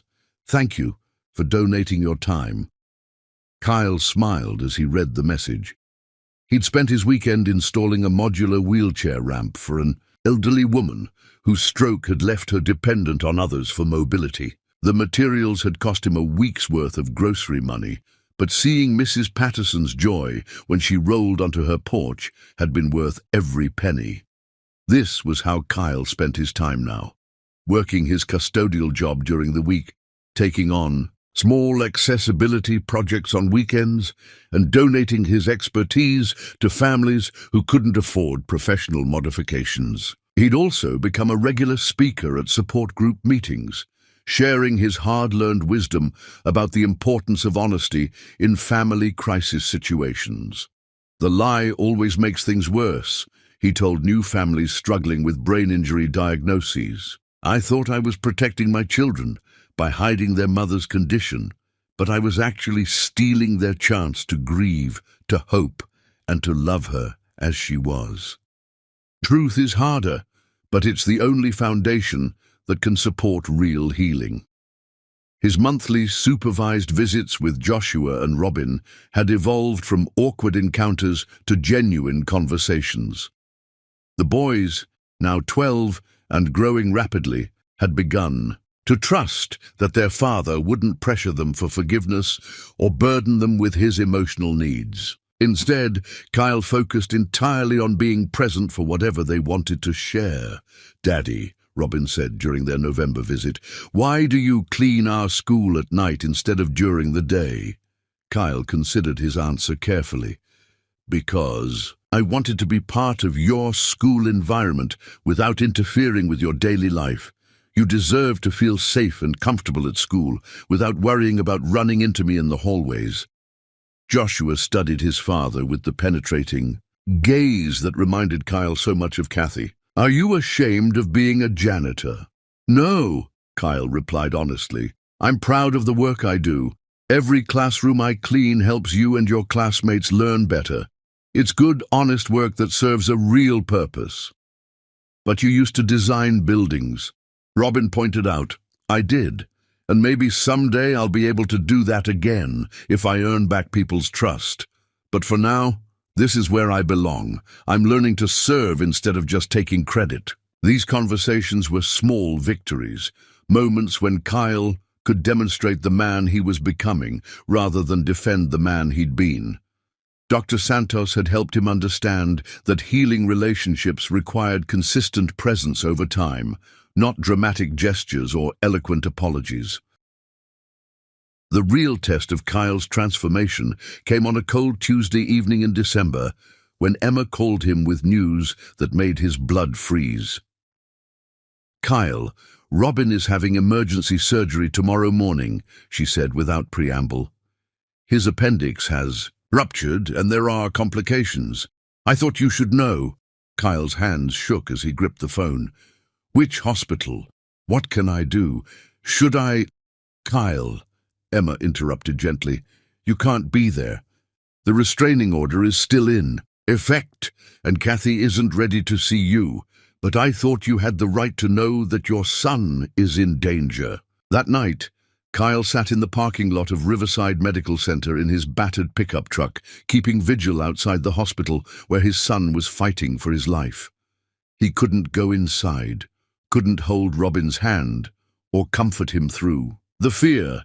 All he could do was pray and wait, demonstrating his love through presence, even when that presence went unnoticed and unacknowledged. He stayed there for 36 hours, leaving only to use the gas station restroom across the street. He slept in his truck, ate vending machine snacks, and waited for news that came in sparse updates from Emma. Robin's surgery had been successful, but he'd developed an infection. He was stable but would need several days of hospitalization and weeks of recovery. On the second night, Dr. Jennifer Ross approached Kyle's truck. Kathy's therapist had been working late and spotted him through the hospital windows. "Mr. Barrett, I'm Dr. Ross. I've been counseling your wife, your ex-wife." Kyle rolled down his window, exhausted and disheveled. "How is Robin?" "He's going to be fine. But I have to ask, what are you doing out here?" Kyle's voice was hoarse from 2 days of worry. "I couldn't be with him, but I couldn't not be here either. I know I don't have the right to see him, but I needed to be as close as possible in case he needed me." Dr. Ross studied him carefully. She'd heard Kathy's version of Kyle's story, the lies, the betrayal, the systematic deception that had traumatized their family. But this man, sitting in a cold parking lot for 2 days, maintaining a vigil he would receive no credit for, didn't match the selfish manipulator she'd expected. "Does anyone know you're here?" "Emma knows. I'm not trying to violate any court orders or force contact. I needed to be here." Dr. Ross nodded slowly. "I'll let Ms. Acton know you were here. Whether or not she wants to hear it is up to her." 3 months later, another test arrived when Joshua qualified for the state science fair with his project on sustainable energy solutions. Kyle learned about it through Linda Martinez, his visitation supervisor, who mentioned it during one of their monthly meetings. "Congratulations," she said. "You must be very proud." Kyle was proud, desperately so, but he also knew he wouldn't be able to attend the competition. The science fair was being held at Joshua's school, where Kyle's presence as anything other than a night custodian would violate the careful boundaries he'd established. On the day of the competition, Kyle finished his custodial duties early and positioned himself outside the school gymnasium, where he could see through the windows but remain invisible to the families inside. For 3 hours, he watched as Joshua presented his project to judges, answered questions with confidence and intelligence, and eventually accepted a first-place ribbon. Kyle felt his heart swell with pride and break with longing simultaneously. Joshua had become an extraordinary young man, thoughtful, intelligent, principled, in ways that put Kyle's own character to shame. And Kyle had missed it all through his own choices. He was preparing to leave when he saw Joshua break away from the celebration inside and approach the window where Kyle stood. For a moment, father and son looked at each other through the glass. One inside, the warm circle of family and achievement, one outside in the cold darkness of consequences earned. Joshua raised his ribbon slightly, showing it to his father through the window. Kyle smiled and gave him a small thumbs up, his eyes filling with tears of pride and regret. Joshua nodded once, then returned to the celebration inside, where Emma and Kathy were waiting to congratulate him. Dr. Ross mentioned both incidents to Kathy during their next session. He sat in the hospital parking lot for 2 days when Robin was sick, she reported, and he watched Joshua's science fair through the school windows rather than risk making anyone uncomfortable by coming inside. Kathy listened with conflicted emotions. The anger that had sustained her for so long was slowly being complicated by something else. Not forgiveness exactly, but a recognition that Kyle's transformation might be genuine. "He's not asking for anything," Dr. Ross continued. "No credit, no recognition, no expanded visitation. He's just being there in whatever way he can without causing disruption." That evening, Kathy sat with the boys at dinner in Emma's kitchen, wrestling with questions she'd been avoiding for months. "Mama," Robin said suddenly, "why can't Daddy come to my birthday party next month?" Kathy paused, her fork halfway to her mouth. "Because, sweetheart, Daddy made some choices that hurt our family, and there are legal rules about when he can see you." "But he's been good for a whole year," Joshua pointed out. "He hasn't tried to trick us or lie to us anymore, and he seems different." "Different how?"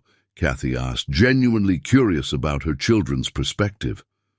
Joshua considered his words carefully. "He doesn't make excuses anymore. When we ask him hard questions about what he did, he just tells the truth, even when the truth makes him look bad. And he doesn't try to make us feel sorry for him," Robin added. "He asks about us and listens to our answers.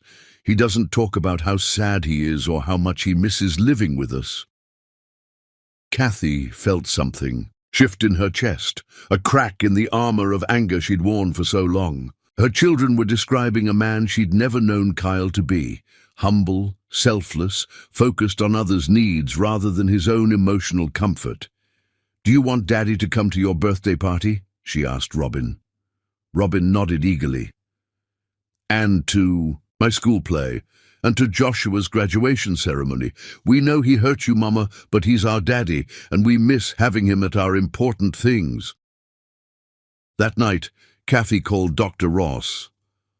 I think I need to consider whether my anger is helping my children heal or keeping them stuck, she said. What makes you say that? Because they're describing a man who spent a year proving he's changed, and I'm still responding to the man he was before. The boys need to see that people can grow, that mistakes don't have to be permanent, that families can heal even from terrible wounds.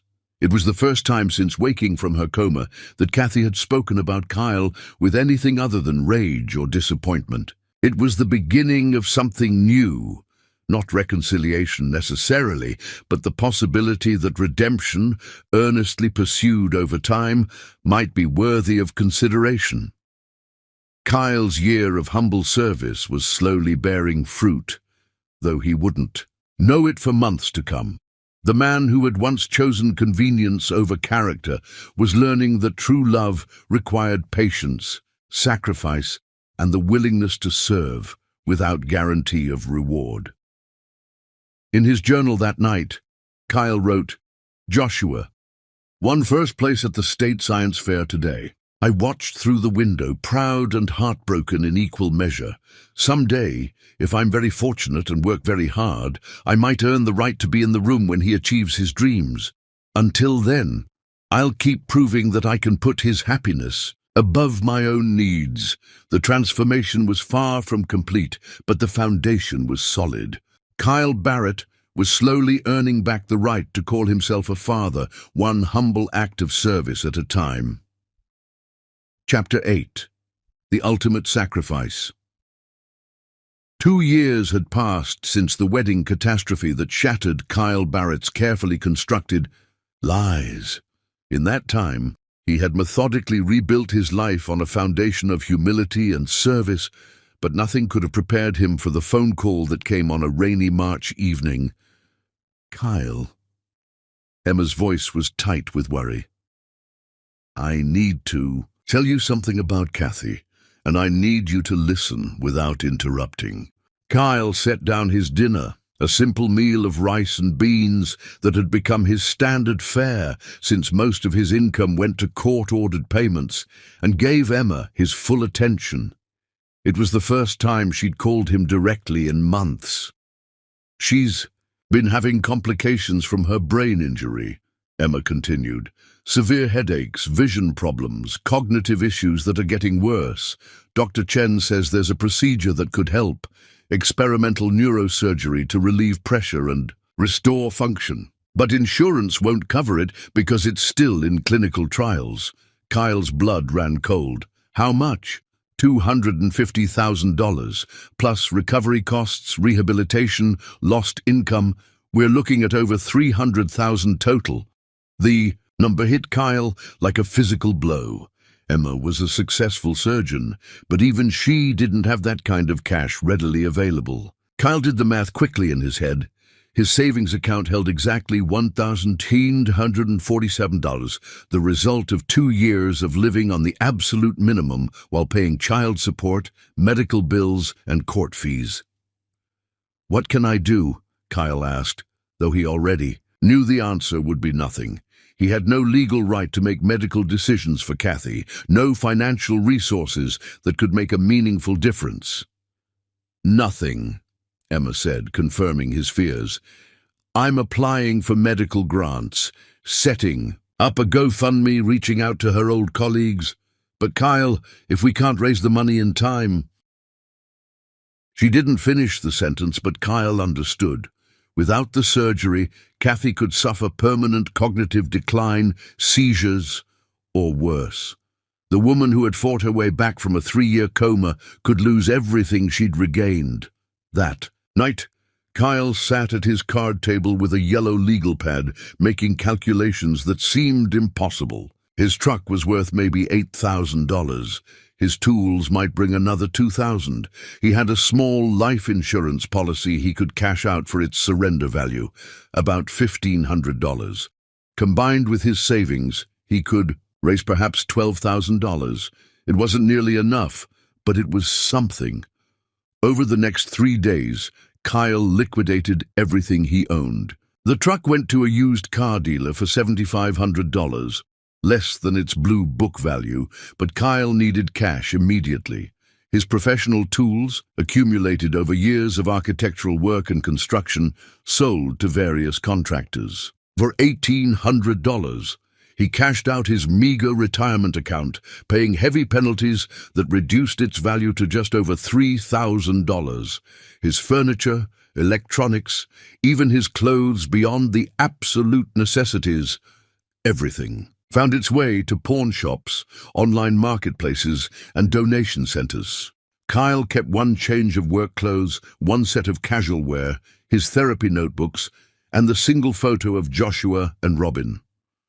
By Friday evening, Kyle had raised $14,347, a sum that would have seemed substantial before his fall from grace, but now felt pitifully inadequate against Kathy's medical needs. As Kyle prepared to transfer his meager contribution to Emma's fundraising account, his phone rang with a call that would change everything. The caller ID showed Riverside Financial. Services, Mr. Barrett. This is Janet Walsh from Riverside Financial. I'm calling about the Catherine Barrett Medical Trust that you established in 2019. We've received notification of your ex-wife's upcoming surgery, and I wanted to confirm the fund disbursement. Kyle's mind went blank. I'm sorry, what trust? The medical trust fund you established when Mrs. Barrett was first admitted to Greenwood Care Center. You set up automatic monthly deposits of $4,000 to ensure adequate funding for any experimental treatments or long-term care needs. The memory hit Kyle like a lightning bolt. In the chaotic weeks after Kathy's accident, overwhelmed by guilt and desperate to ensure she received the best possible care, he had indeed set up a substantial trust fund. His architectural practice had been thriving then, and he'd been earning nearly $200,000 annually. The financial advisor had recommended setting aside money for potential future medical needs that insurance might not cover. Kyle had been so devastated by the accident that he'd automated everything and tried to forget about the painful reminders of Kathy's condition. "How much is in the account?" Kyle asked, his voice barely a whisper. "With your monthly contributions of $4,000 over the past 4 years, plus compound interest and investment growth, the current balance is $247,992. Shall I authorize the full disbursement for Mrs. Barrett's surgery?" Kyle sank into his chair, overwhelmed by the cosmic irony. The man he'd been before his lies and deception, the Kyle who had loved Kathy enough to sacrifice financially for her care, even when she couldn't acknowledge his devotion, had reached across 4 years to save the woman he'd nearly destroyed through his cowardice. "Yes," Kyle said, tears streaming down his face. "Authorize the full amount, whatever she needs. I should mention, Mr. Barrett, that according to your original instructions, this disbursement will be made anonymously. You specified that any medical payments should be made without identifying you as the source." Kyle closed his eyes, remembering his younger self's wisdom in planning for exactly this scenario. Even then, he'd understood that Kathy's medical care should never be contingent on gratitude or recognition. "That's correct," Kyle confirmed. "Keep it anonymous." 2 hours later, Emma called back, her voice filled with wonder and confusion. "Kyle, something incredible has happened. An anonymous donor has paid for Kathy's entire surgery. The hospital received a wire transfer for the full amount, plus additional funds for recovery costs. We have no idea who would have done this." Kyle listened to Emma's joy and relief, feeling a complex mixture of gratitude and profound sadness. The responsible, loving husband he'd been before everything went wrong had indeed saved Kathy's life. But the man he'd become through his betrayal would receive no credit, no recognition, no pathway back into her heart. "That's wonderful," Kyle said simply. "She deserves every chance at a full recovery." "Kyle," Emma said, her voice softer now, "I know this isn't your doing. You don't have this kind of money. but I wanted you to know that whoever made this donation, they saved her life. And I wanted you to know that she's going to be okay. Over. The next week, as Kathy underwent the complex neurosurgery that would hopefully restore her full cognitive function, Kyle continued his quiet routine. He took the bus to work, now that he'd sold his truck, left early for the 2-hour commute, and returned exhausted to his empty apartment. He told no one about the trust fund, made no effort to claim credit for saving Kathy's life. The surgery was successful beyond Dr. Chen's most optimistic projections. Kathy's cognitive function improved dramatically, her headaches disappeared, and her vision problems resolved completely. But for Kyle, the emotional impact was even more significant. During Kathy's recovery, she asked to see the documentation of the anonymous donation. The hospital's financial office showed her the wire transfer records, which listed only Medical Trust Fund, C. Barrett, as the source. C. Barrett, Kathy said to Emma as they studied the paperwork. My maiden name is Acton. This was from Kyle's trust fund, wasn't it? Emma called the financial institution, and after much persistence, learned the truth about the medical trust that Kyle had established years before his betrayal. He set this up right after your accident, Emma told Kathy during one of their conversations. In the recovery room, $4,000 a month for 4 years, even while he was lying about everything else, even while he was building his new life in Millbrook, the automatic deposits continued. Kathy stared at the financial records with conflicted emotions. He planned for everything, she said quietly. Brain injury rehabilitation, experimental treatments, long-term care costs. He set aside money he could have used for anything else, and dedicated it entirely to my well-being. How does that make you feel? Dr. Ross asked during their next therapy session. Confused, Kathy admitted. Because it means that before he became the man who lied and deceived us, he was a man who loved me enough to sacrifice for my care, even if I never woke up to thank him for it. The Kyle who set up that fund, that's the man I fell in love with. 2 weeks into her recovery, Joshua and Robin visited their mother in the hospital. They had learned about their father's inadvertent role in funding her surgery, and their perspective on Kyle's transformation had evolved significantly. Mama, Joshua said, his voice carrying the gravity of a 12-year-old who'd been forced to mature too quickly. Daddy has been working as a janitor for 2 years to pay for your medical bills and our support. He sold everything he owned, trying to help pay for your surgery, even though he didn't know he'd already saved your life years ago. Robin nodded emphatically. And he never told anyone about the money fund. He could have gotten credit for saving you, but he didn't even remember. He'd done it. Doesn't that mean he's the kind of person who does good things without expecting rewards? Kathy looked at her children, wise beyond their years, forgiving in ways that put adult grudges to shame, and realized they were right. The Kyle who had established that trust fund had been a man of integrity and foresight. The Kyle who'd forgotten about it entirely while selling his possessions to help raise money for her surgery was a man who'd learned humility and selflessness. Do you want Daddy to be part of our family again? She asked them. We want you to be happy, Mama, Joshua replied, but we also want our family to be whole. And we think Daddy has learned how to be the kind of man who can make that happen. Robin climbed onto the hospital bed beside her. Mama, Daddy sits in parking lots when we're sick because he can't be with us, but can't bear to be away. He watches our school events through windows. He's been good for 2 whole years, not because anyone was watching, but because he wanted to become worthy of loving us again. That evening, Kathy asked Emma to call Kyle. For the first time in 2 years, she wanted to speak to the man who had been her husband, her betrayer, and ultimately, her salvation. Tell him I'm ready to try supervised family therapy, she said. Not because I've forgiven him completely, but because I think he's finally become someone worth the effort of forgiveness. The call came while Kyle was washing dishes in his tiny kitchen sink, the one chore that filled his empty evenings. When Emma told him that Kathy wanted to begin family therapy, Kyle had to sit down on his fold-out couch to process the magnitude of what was being offered. "She knows about the trust fund," Emma continued. "She knows that the man who set it up was the same man who betrayed her, and that the man who forgot about it entirely while trying to sell everything to help her is the man he's become.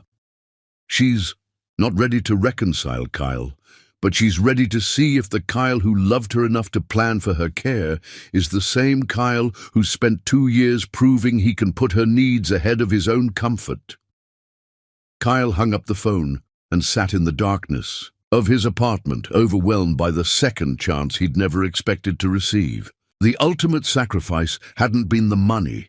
It had been Kyle's willingness to transform himself completely, to prove through years of humble service that love could be deeper than selfishness, stronger than pride, and more enduring than even the worst betrayal. The path to redemption was far from complete, but for the first time since that terrible wedding day, it led somewhere worth going. The man who had planned for Kathy's care before he knew he'd need to, and the man who'd forgotten that planning while sacrificing everything to help her, were finally becoming the same person. It was the beginning of the hardest conversation of Kyle's life, but also the most hopeful. True character, he was learning, wasn't about grand gestures or perfect choices. It was about the consistency of small daily decisions to put love ahead of convenience, truth ahead of comfort, and service ahead of recognition. Chapter 9. Testing True Character. 3 years after the wedding that exposed his lies, Kyle Barrett knelt on the roof of Riverside Elementary School, installing ventilation equipment as part of a district safety upgrade. Now 13, the boys had begun to trust Kyle again through his years of consistent, humble effort. Their supervised visits had evolved into genuine conversations, and Kathy had recently agreed to family therapy sessions, a breakthrough that represented hope. Kyle had almost given up expecting. Kyle checked his watch, 10:47 a.m. The boys would be in their respective classrooms, Joshua in 7th grade, Robin in 6th grade. Kyle had made it his business to know their schedules, not to intrude, but to feel connected to their world in the small ways still available to him. He was tightening a bolt when he smelled smoke. Looking down through the skylight, Kyle saw gray wisps drifting through the hallway below. His construction experience had taught him to recognize different types of fires, and this one was moving fast. He grabbed his radio and called the job foreman. "Jim, we've got smoke in the building. Looks like it's coming from the electrical room. Copy that. I'm calling 911 and pulling the alarm." The fire alarm's piercing wail filled the air.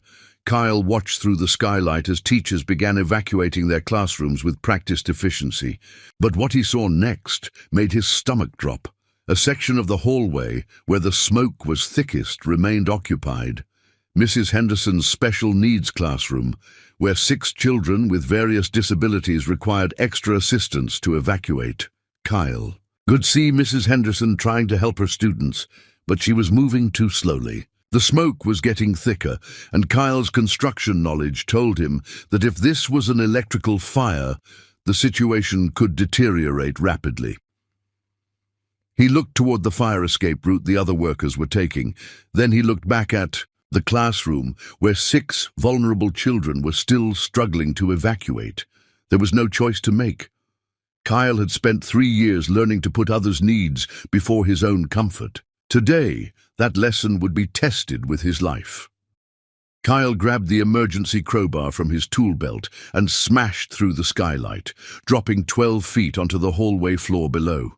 The impact jarred his knees, but he rolled and came up. Running toward the classroom, the smoke made his eyes water and his lungs burn. Kyle pulled his work shirt up over his nose as he reached Mrs. Henderson's classroom. "Mrs. Henderson, I'm here to help." The teacher was trying to calm 3 children with autism who were overwhelmed by the noise and chaos. 2 other students, One in a wheelchair and another with cerebral palsy needed physical assistance to move quickly. Kyle? Mrs. Henderson recognized him despite the smoke. The fire escape is blocked. There's too much smoke in the main hallway. Kyle assessed the situation rapidly. The smoke was getting thicker by the minute, and he could hear ominous crackling that meant the fire was spreading. "We're going through. My skylight," Kyle said, pointing up at the hole he'd created. "I'm going to lift each child up, and you help guide them out." Kyle grabbed a desk and dragged it under the skylight, then stacked chairs on top to create a makeshift ladder. "Sarah, you're first," he said to the smallest child, a girl with Down syndrome who was crying from fear. Kyle lifted her gently onto the desk, then hoisted her up toward the skylight opening. Mrs. Henderson climbed up behind them, helping to guide Sarah through the opening where other construction workers were waiting to pull her to safety. One by one, Kyle lifted the children. Marcus, who was blind and terrified. Jenny, whose cerebral palsy made her movements unpredictable. David, whose autism had him covering his ears and rocking. Tommy, who was in a wheelchair and required Kyle to carry him completely. And finally, Amy, who was having an asthma attack triggered by the smoke. By the time Kyle lifted the last child, the smoke was so thick he could barely see. His lungs felt like they were on fire, and his vision was starting to tunnel. As he pulled himself toward the skylight opening, a section of ceiling tile collapsed, showering him with burning debris.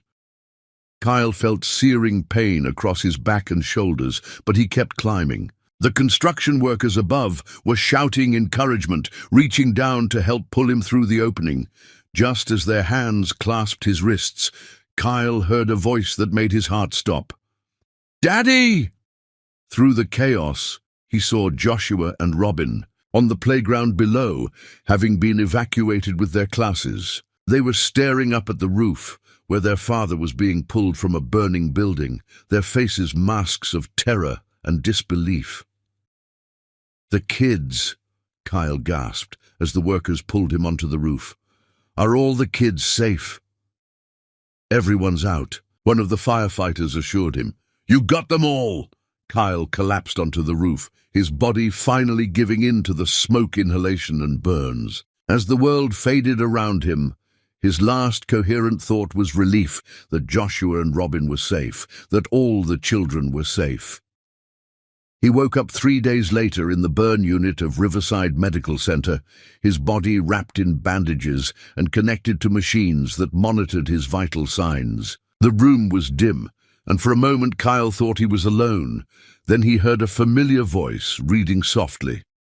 "The best way to find out if you can trust somebody is to trust them." Kathy read from a volume of Hemingway quotes. Kyle turned his head slightly, wincing at the pain from the burns on his neck and shoulders. Kathy sat in a chair beside his bed, the same chair where he had spent countless hours reading to her during her coma. "Hey," Kyle whispered, his voice hoarse from smoke. Inhalation. Kathy looked up from the book, tears in her eyes. "Hey yourself, hero." "The kids. All safe," Kathy assured him quickly. "Mrs. Henderson said you saved 6 children's lives. The fire department said without your actions, they wouldn't have been able to evacuate in time."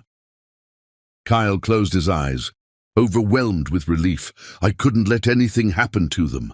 "Kyle," Kathy said softly, "you nearly died. The doctors said your lung damage was severe and you have second-degree burns over 15% of your body." "But I wasn't," Kyle replied simply. "And neither were they." Kathy studied his face, seeing no trace of self-pity or desire for recognition, just genuine relief that the children were safe. "The boys have been here every day. They've been so scared. They told me something I think you should hear." Kyle waited, his heart hammering weakly in his chest. "They said that watching you risk your life for other people's children proves something they'd been trying to tell me for months. That you've become the kind of man who puts others' safety above his own, who acts on love instead of just talking about it." Kyle felt tears sting his damaged eyes. "Kathy, I don't need credit for—" "Stop," she interrupted gently. "For 3 years, You've done everything right. You've been humble when you had every reason to be proud of your transformation. You've served without recognition, sacrificed without expectation of reward. You've proven that the man I fell in love with 15 years ago is still in there. Not the man who betrayed us, but the man who loved us enough to grow from that betrayal. She reached for his bandaged hand, touching his fingers with infinite care. Joshua and Robin asked me something yesterday, and I think they're right.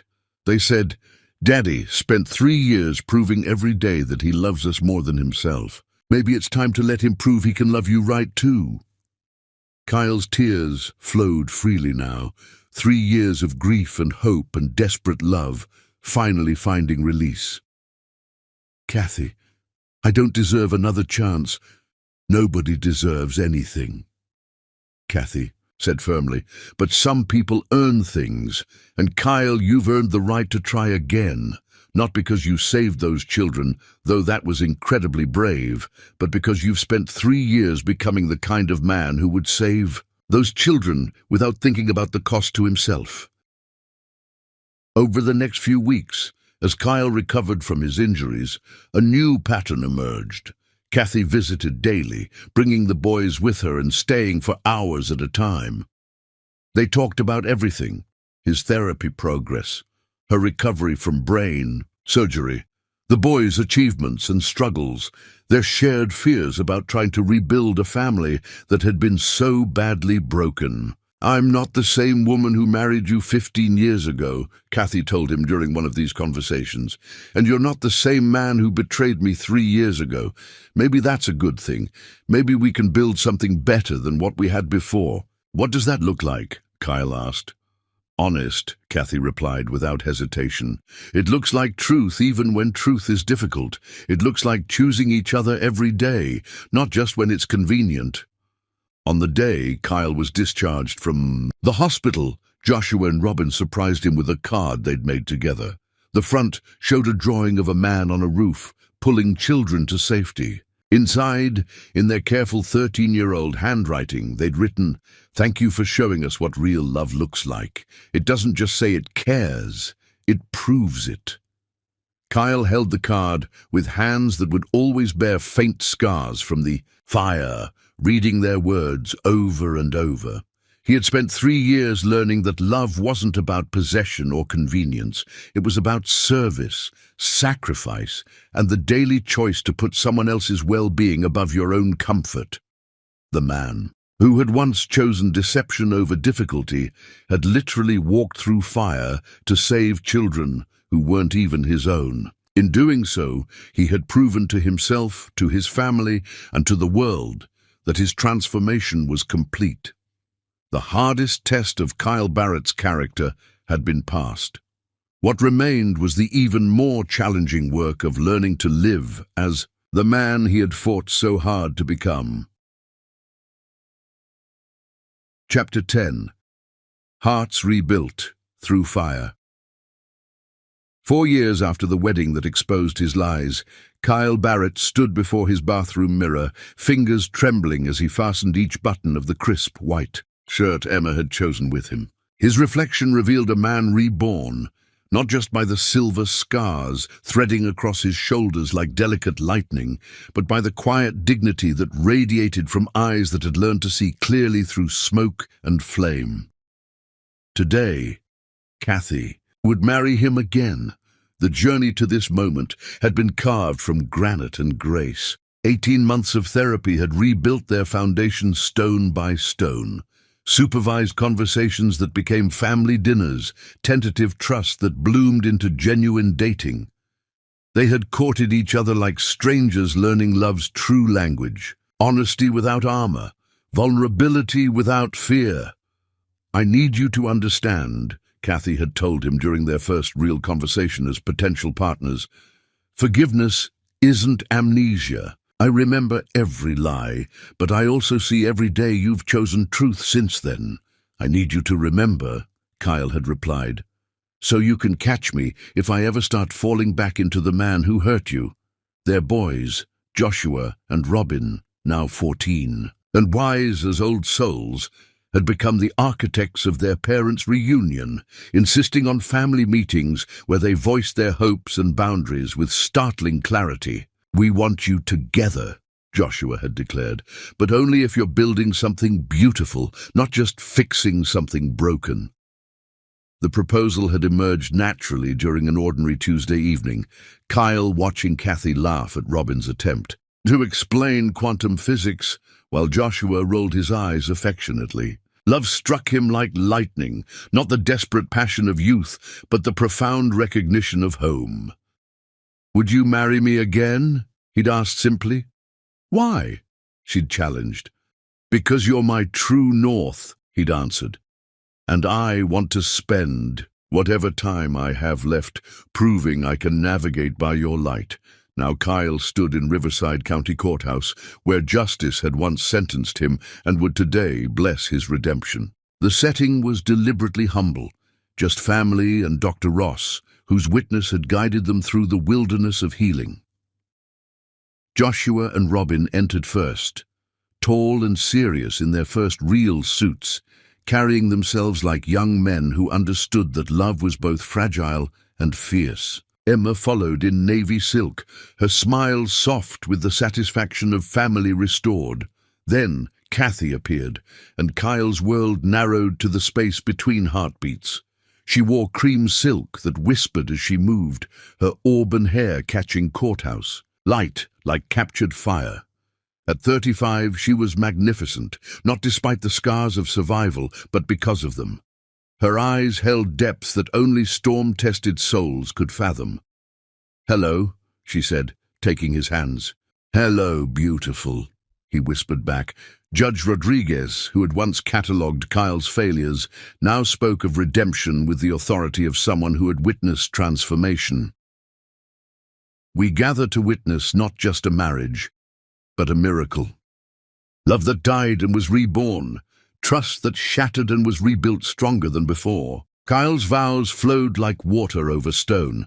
"Kathy, I promise to love you with transparency as clear as window glass, with courage that chooses truth over comfort.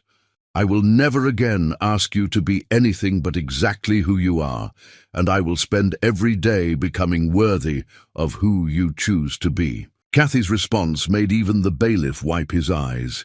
"Kyle, 4 years ago, I woke to discover I'd been erased. Today, I choose the man who spent years writing me back into existence, not with words, but with a life lived in service to love. I promise to trust you with my heart again, not because you're perfect, but because you've earned the right to be human beside me." Their rings were simple gold, untainted by history, carrying only the promise of a future built on bedrock truth. When Judge Rodriguez pronounced them married, Kyle kissed his wife with the reverence of a man who knew exactly what miracles felt like. The celebration at Emma's house was pure joy, intimate and perfect, filled with laughter that had been earned through tears. Joshua offered a toast that revealed the poet hidden in his mathematician's heart. "To parents who taught us that love isn't a feeling, it's a choice you make every morning, especially when it's hard." Robin followed with words that made everyone laugh through their tears.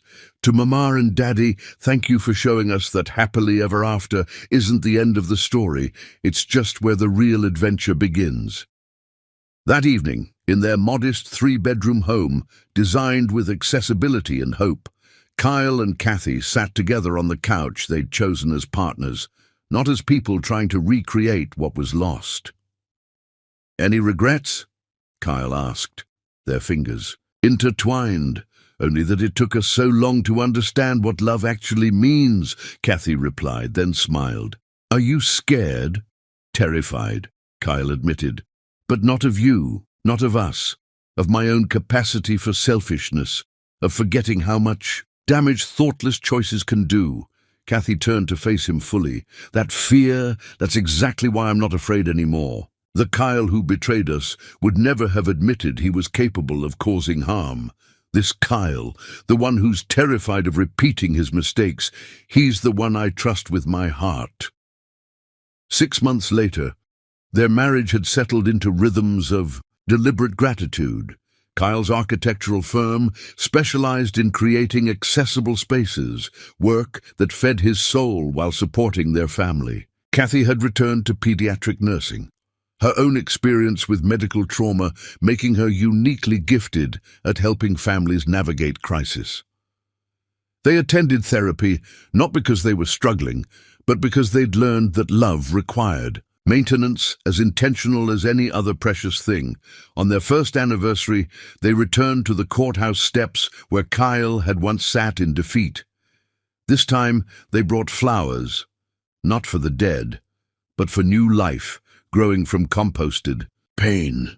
"What are you thinking?" Kathy asked as Kyle stood where his old life had ended. "I'm grateful to that broken man," Kyle said. "If he hadn't lost everything, we never would have found this." Kathy took his hand, studying the silver scars that decorated his wedding ring finger. "He wasn't a different person, Kyle. He was you, doing the best he could with the tools he had. The growth was just becoming who you were meant to be all along." As they walked to their car, Kyle marveled at the distance they'd traveled, from deception to truth, from selfishness to service, from broken family to something stronger than what they'd originally built. That evening, as they watched their sons help each other with homework, Kathy made an announcement that filled Kyle with wonder and holy terror in equal measure.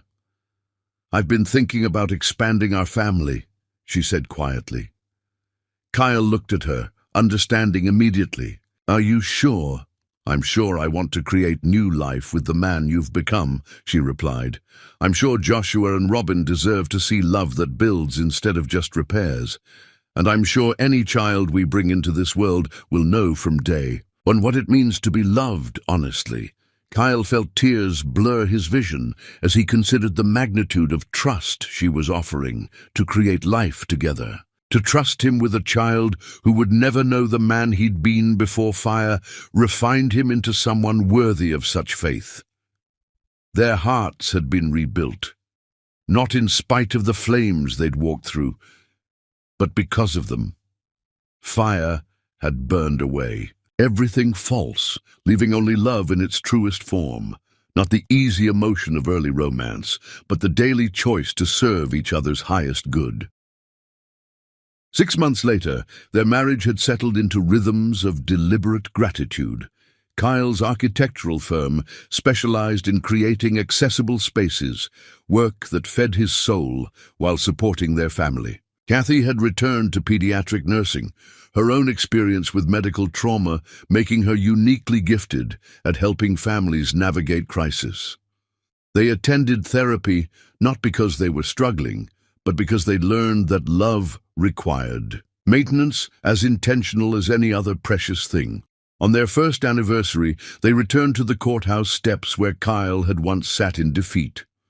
This time, they brought flowers, not for the dead, but for new life growing from composted pain.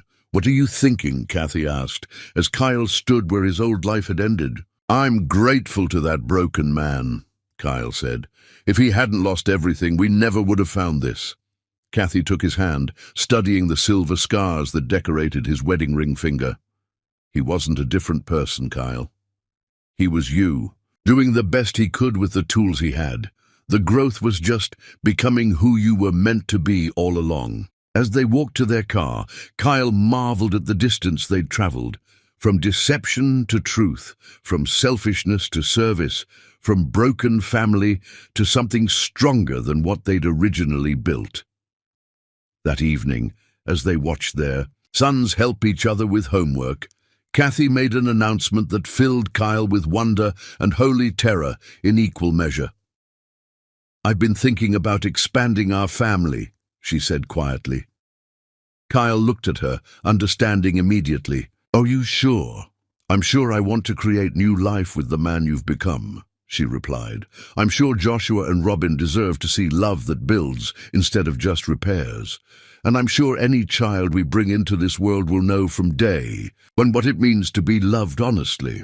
Kyle felt tears blur his vision as he considered the magnitude of trust she was offering to create life together. To trust him with a child who would never know the man he'd been before, fire refined him into someone worthy of such faith. Their hearts had been rebuilt, not in spite of the flames they'd walked through, but because of them. Fire had burned away everything false, leaving only love in its truest form, not the easy emotion of early romance, but the daily choice to serve each other's highest good. As Kyle held his wife's hand and watched their children's easy affection, he understood they'd accomplished something rare. They'd transformed betrayal into wisdom, failure into strength, the ruins of a broken family into a foundation that could bear any weight.